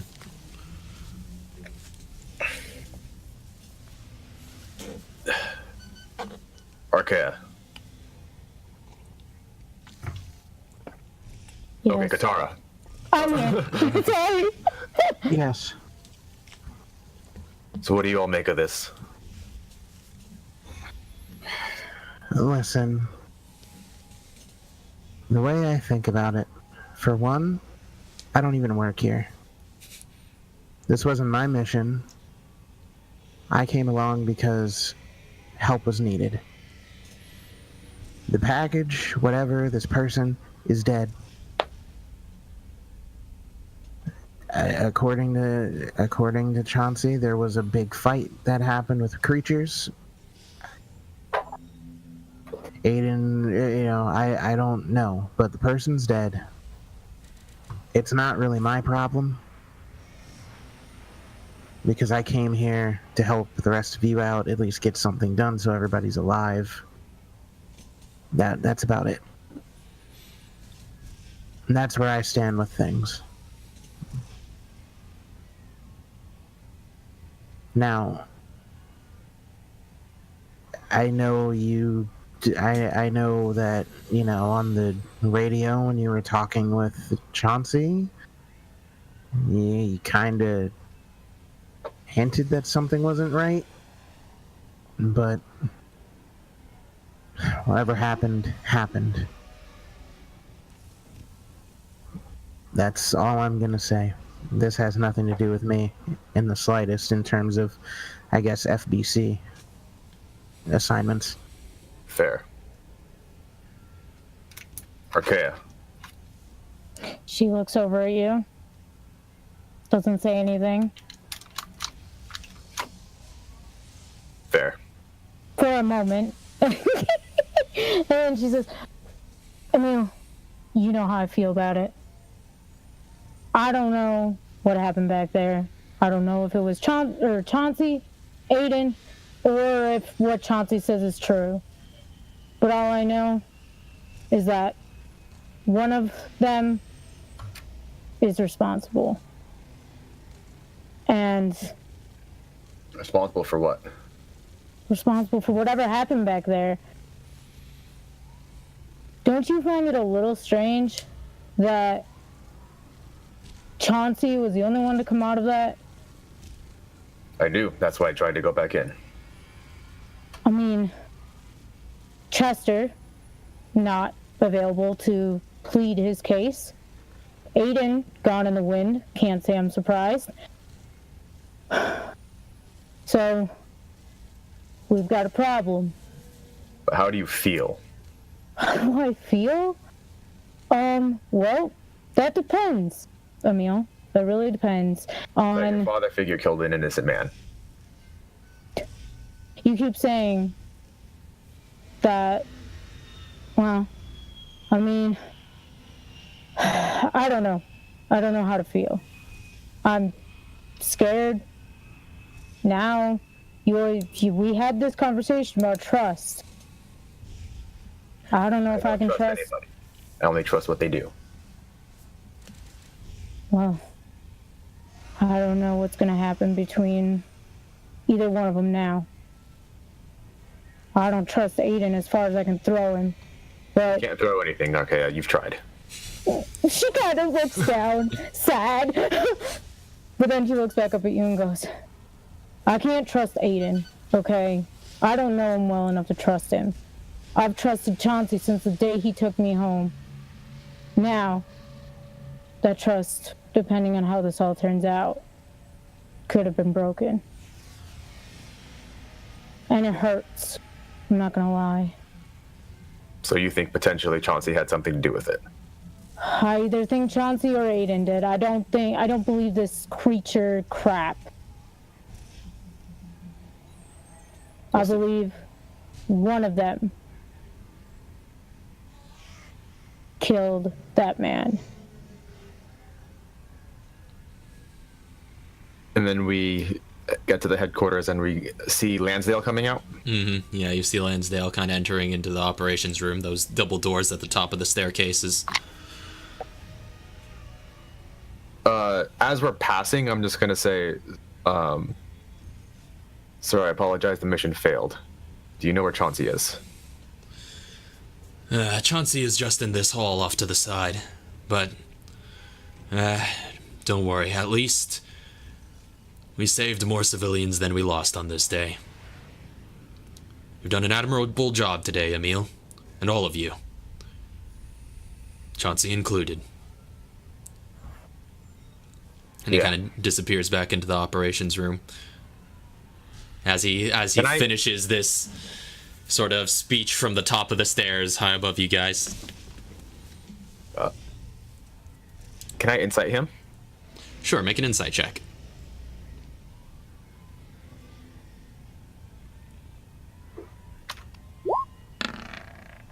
$19. 19. I'm trying to see if he knows anything more about Chauncey than what he's saying.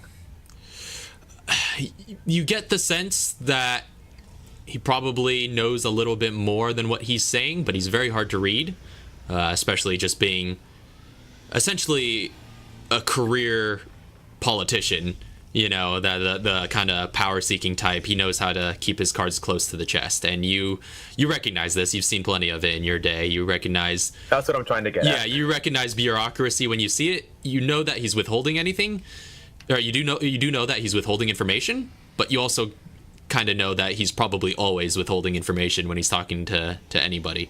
Just keeps everything on a need-to-know basis. So you do get the sense that he knows some more, but you can't really... With that roll, you can't really narrow it. All right, we need to find Chauncey. and we're gonna go looking for him and probably bump into Scalvo first. Well, I wanted to say that you find Chauncey. Chauncey now in a rage is because he's obviously got some kind of FBC logo somewhere, maybe stitched on his armor. Yeah, we talked to you. I think you mentioned that you had like kind of like Parker has the FBC sort of printed on the back of the Kevlar. Yeah. Can I just have like maybe like an FBC badge on like the chest piece as well? Like, okay. Yeah. And as like walking in the room, just ripping it off, like barehanded, ripping it off, and just throwing it on a table. Say, you don't have to worry about firing me. I quit. I know a sinking ship when I see it. Chauncey, what's going on? I just Where's walk Aiden? away. Chauncey. And then, Could I also be asking Maya for evac? Like, Maya, All right, can you get on the me horn evac? with her, and she's just like, "All right, we'll do, but I'm still gonna need a thorough debrief with you." I'll do that as soon as I touch down and talk to my sister. All right. And so you just start heading for the rooftop, then back to the elevator. Yep, just whoop. You guys can come with me. Yeah, you guys can come with me or not. I'm leaving. My job here is done. I'm retiring from the FBC without a pension. I mean, Katara being that this whole thing is pretty much like, it's like she said, this has nothing to do with her. She's just like, you know what? It's over. I'm going home. I think we can pretty much leave. you have a private jet? I'll figure out something, but I'm heading back up with them, or at least with Chauncey. Oh, yeah, I'm right behind him. So you guys are all following him up? Yep. Yeah, we're getting out of here regardless of what just happened. All right. So you guys follow him up the rooftop. So you guys enter the elevator, or the elevator doors are kind of closing behind you, Chauncey, as you see the others coming up the onto the same level. Do you kind of hold it for them?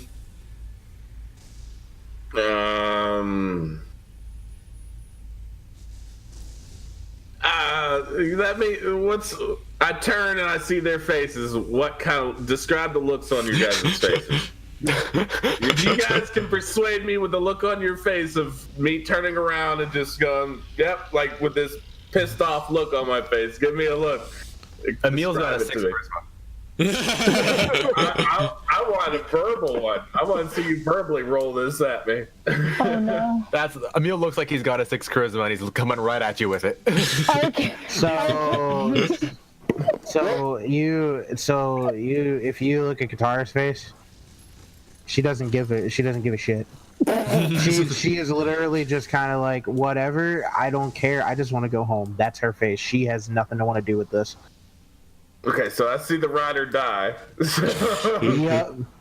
Okay, I will hold the door open for the ride or die. Let's take my hand out like, let's go. I'm done with this. I'm out of here. She gets This is in. a freaking sham. She gets in. She makes it there a lot faster than anybody else anyways. So I'll go in behind her. So you guys make it up and kind of getting up onto that, down the hall, up onto that platform, entering the elevator with Chauncey. You hit it for the top floor as you guys head up. The elevator doors open to the rooftop level. Head down another hall and then head out onto the rooftop itself. Exiting to that helipad, you see a helicopter has actually just freshly landed there, and you see another gentleman in kind of like a, green jacket with kind of stocky build about him, short brown bushy hair, and he is just like kind of walking out with like kind of a clipboard and folder in hand, looking just very, very studious, kind of walks by and walks past you guys on looking to be on his way in. I'll say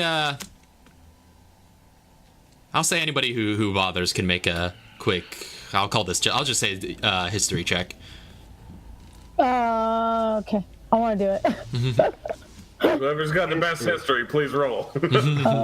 History. I'm proficient with history. Does that count? Yes, it does. Oh, okay. I think you were beat. That history was rolled. Anybody else anybody can do making? it. Yeah, anybody can do it. So anybody who wants to make a check can do it. Okay. Anybody Right. who's doing more than one look at this guy can make a history check.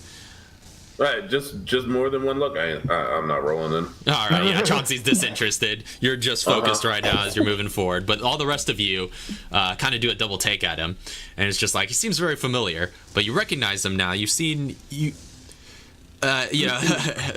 especially you guys being in the line of work that you are and having the interests that you all have. You do recognize this figure as a bit of a public individual in the sort of bioterror field. This is Clive O'Brien, the director of the BSAA, which is a bit of a newer organization compared to the FBC. A little bit fledgling, a little bit less militaristic in its current state. You do know that the FBC was given jurisdiction over this, but Clive O'Brien. Clive R. O'Brien is his full name. But yeah, you kind of see him pass by heading into the building. And he's the leader of the BSAA, you said? Yeah, he's the head of the BSAA, yeah, the director. Okay. In that case, Archaea's gonna try to stop him All right, as you he's kind walking in. of call after him as he passes by you, and he turns around and he's just like, yeah. She kind of walks over to him. I thought the FBC was handling this. What's the BSAA doing here? Well, turns out this situation is spiraling all sorts of out of control. And seeing as the BSAA has the authority of the UN behind it, they couldn't keep us from at least signing on as advisors to the FBC. And so that's why I'm here. What do you mean spiraling out of control? That's about what I was gonna ask. Well, I mean, look around you. This is clearly a pretty robust bioterror attack. The city is falling, and, well, quite frankly... City's already fallen. Can't get much worse than this. Well, that's for sure. But nonetheless, this might look like a bit of a scorched earth situation, but either way, I'm here to supervise, as the FBC tries to get out as many civilians as it can. And of course provide any advice given my expertise that I'm able to provide.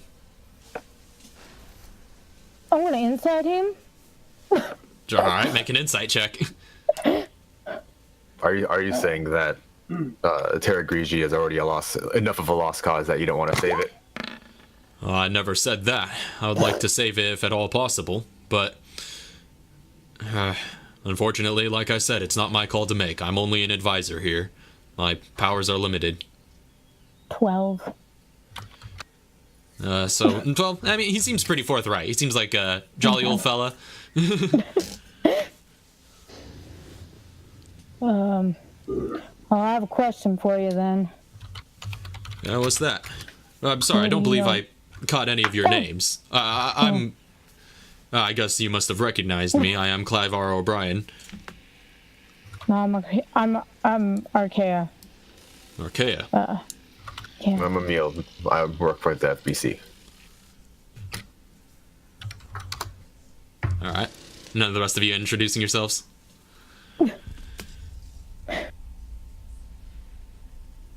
Maybe. Alright. Well, I'll take it as a yes. But,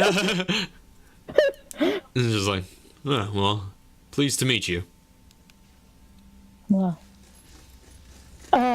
She actually, she pulls, she's gonna pull him aside, away from the rest of them. Okay. No need for a side room, just enough away from them that she knows that, they can't hear her. She's gonna be like, I need to let you in on something. And what's that? There's I don't know if you've heard of him. You're the BSAA, so I suppose you have. His code name is the Beast.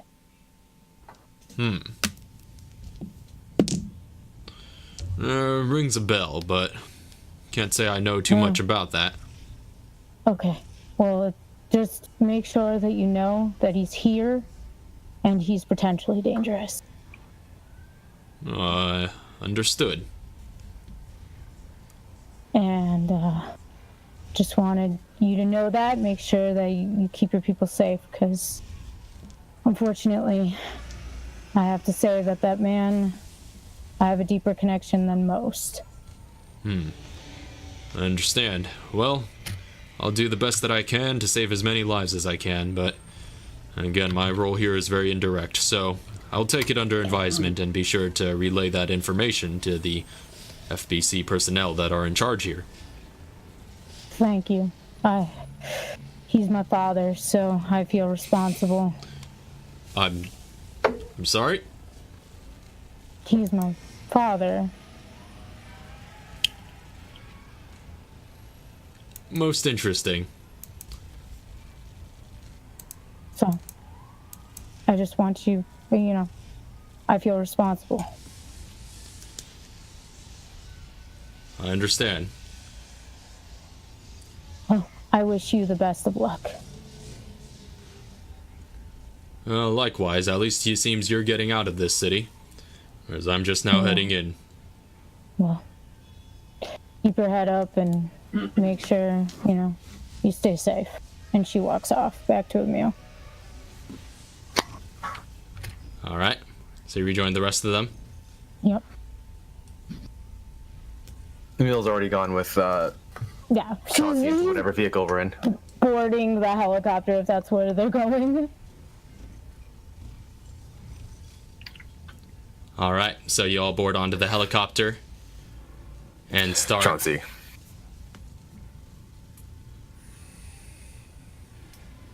Chauncey just flips down his mask and closes his eyes in long needed sleep. Nice. Just flip, crosses his arm, and goes to sleep. We got a long ride ahead of us. So the helicopter takes off the helipad and starts heading back to the shore at Greece where you guys had first departed from. And as you kind of lift off of the helipad, you see the city of Terra Grigia, piles of smoke in a few areas, and just chaos and destruction below, just sort of shrinking into the distance before shrinking back to being a little island on the horizon that you saw on your way in. And so you guys are eventually deposited back onto the base camp that you were first deployed from, and you're given, just as FBC personnel, like on your ride up, another cargo plane ride back to the States, should you choose to take it. And Yeah.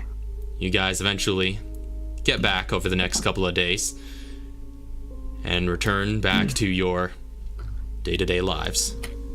And that is going to be where we end tonight's session. But at the next session, I'll give you guys some forewarning here. We are going to be skipping ahead a great deal of time. So there's going to be about a 9-month gap. So Okay. So prepare what you're going to be doing for that. I And already have it down. nice. So, yeah. When we return, we'll see where things go 9 months later. But yeah, thank you. Right now.